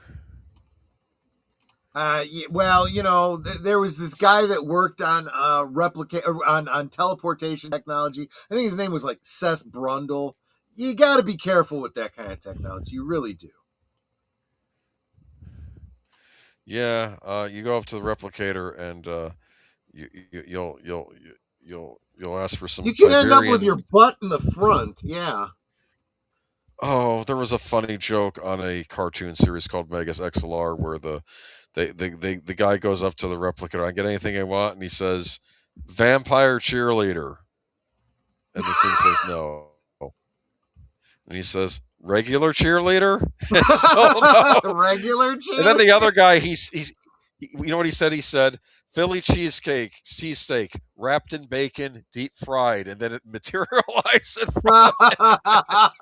I like the sound of anyway, that, I don't know, man. That's some triglycerides there, but maybe they don't exist because the replicator is supposed to give you healthy food, even if it's. Well, there is, and this is the kind of thing that a good writer would pay attention to and kind of start poking at and say, you know, the reason that you don't have a bunch of, well, at least in real Trek, you don't have a bunch of overweight people on all the ships is because the replicators create healthy versions of the foods you want, which might explain why there is this whole, well, why is it that people don't like replicated food? Because you're not getting the full fat version of whatever it is you think you want.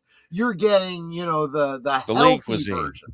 The lean cuisine. You're getting the lean cuisine exactly. Pizza instead of the pizza. To be fair, lean cuisine pizzas aren't bad, but they're not. Well, it's not like getting I've always said pizza's like sex. You know, even when it's not good, it's still not bad.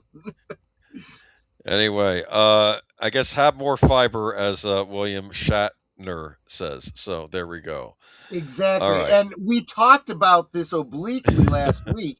Before the ad came out, he did a publicity bit that he showed a picture of himself in his car eating Raisin Bran, and that X post got more likes than the first episode of Starfleet Academy got views for free on YouTube. Yeah, that's because it's more interesting. I think you could probably put up a video of paint drying and we get more views than Starfleet Academy. And that kind of was what he was kind of poking at. He was like, funny, man. Me eating cereal is more popular than this new era of Star Trek, apparently. So cool. And that brings us to the end. Yes, Sweet sorrow. We'll probably have some interesting news next week because it was Super Bowl today, and I'm sure there were tons of movie commercials and commercials for other things that we may want to talk about, right? Absolutely. We'll let you. We'll finalize our plans and we'll let you know. But we have. This is interesting. Coming up tonight. Deleted doesn't have reserved seats tonight, I don't think. I think he mentioned that earlier in the week. So I'm going to be forwarding you a little bit early to the Doctor Who stream. So just go ahead, get there, hit the notification bell. If you can't stay up late, maybe hit the like and drop a comment or whatever. But if you do, just leave the tab open. We'll get going regular time.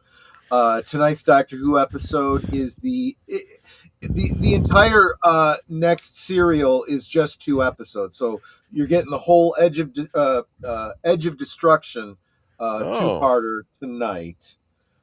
And next week, bear with me, folks. We are going to do the missing serial called Marco Polo. I'll be Oh, offering you the reconstruction of it. It's tough to watch, but I still think it's worth checking out because it's Doctor Who history. So we'll get into that next week.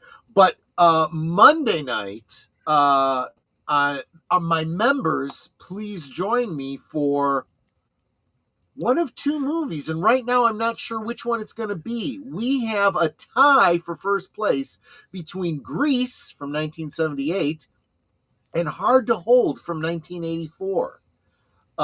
So I'm not sure which one we'll be watching. I promise I did not change my vote. Yes, I know. I am inclined to, if I have to do the tiebreaker, guys, it's going to be Hard to Hold because I know that we have done watch parties of Grease, About Last Night, and St. Elmo's Fire on my channel and the associated channels, like the Saturday Night at the Movies. But I'm going to leave it up to you members. And if you haven't voted, go on over to the community tab on my channel and either vote or change your vote or whatever the case might be. But that's Monday. Tuesday, of course, live from Sparkwood and 21, all of us here on the panel, along with Deleted Scenes. We're going to be talking Fire Walk with Me. We've just spent 3 weeks watching the extended fan edit of Fire Walk with Me and the Missing Pieces, and we're going to dig into the lore in a deep dive kind of way on Tuesday. And we're going to follow that up with the next installment of the return of Sherlock Holmes on my channel. Every day this week, of course, we have Liquid Lunch. If you're available for any period of time between noon and 1 Central, I have a 1 hour stream that I do just to get together with all of you at lunchtime.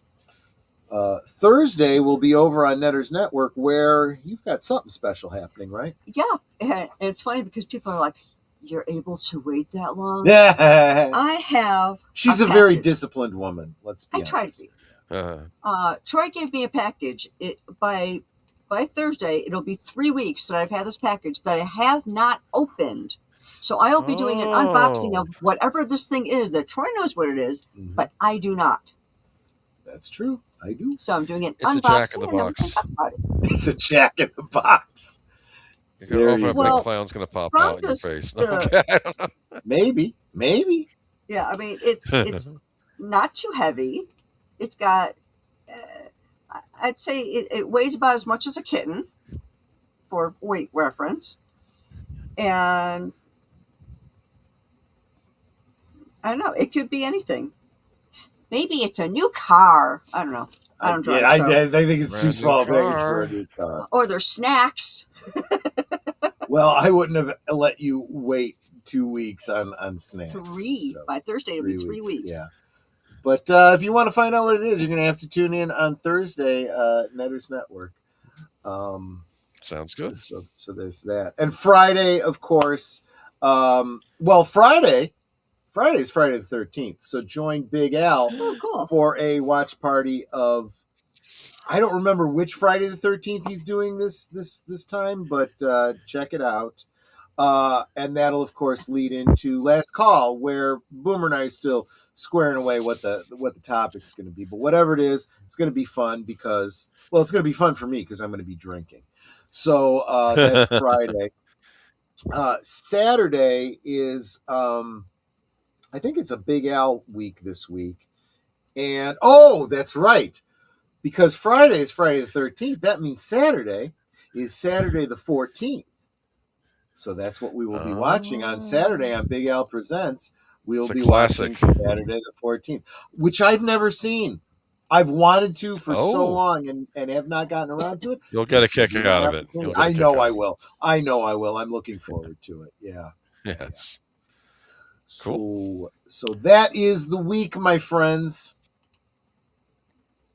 And we'll see you next time. And enjoy the rest of your Sunday. And hopefully we'll have some cool things to talk about next week. Well, that is the plan, right? Yep. Yes. All right. All Bye-bye. right. Take care, everyone. Have a good Bye.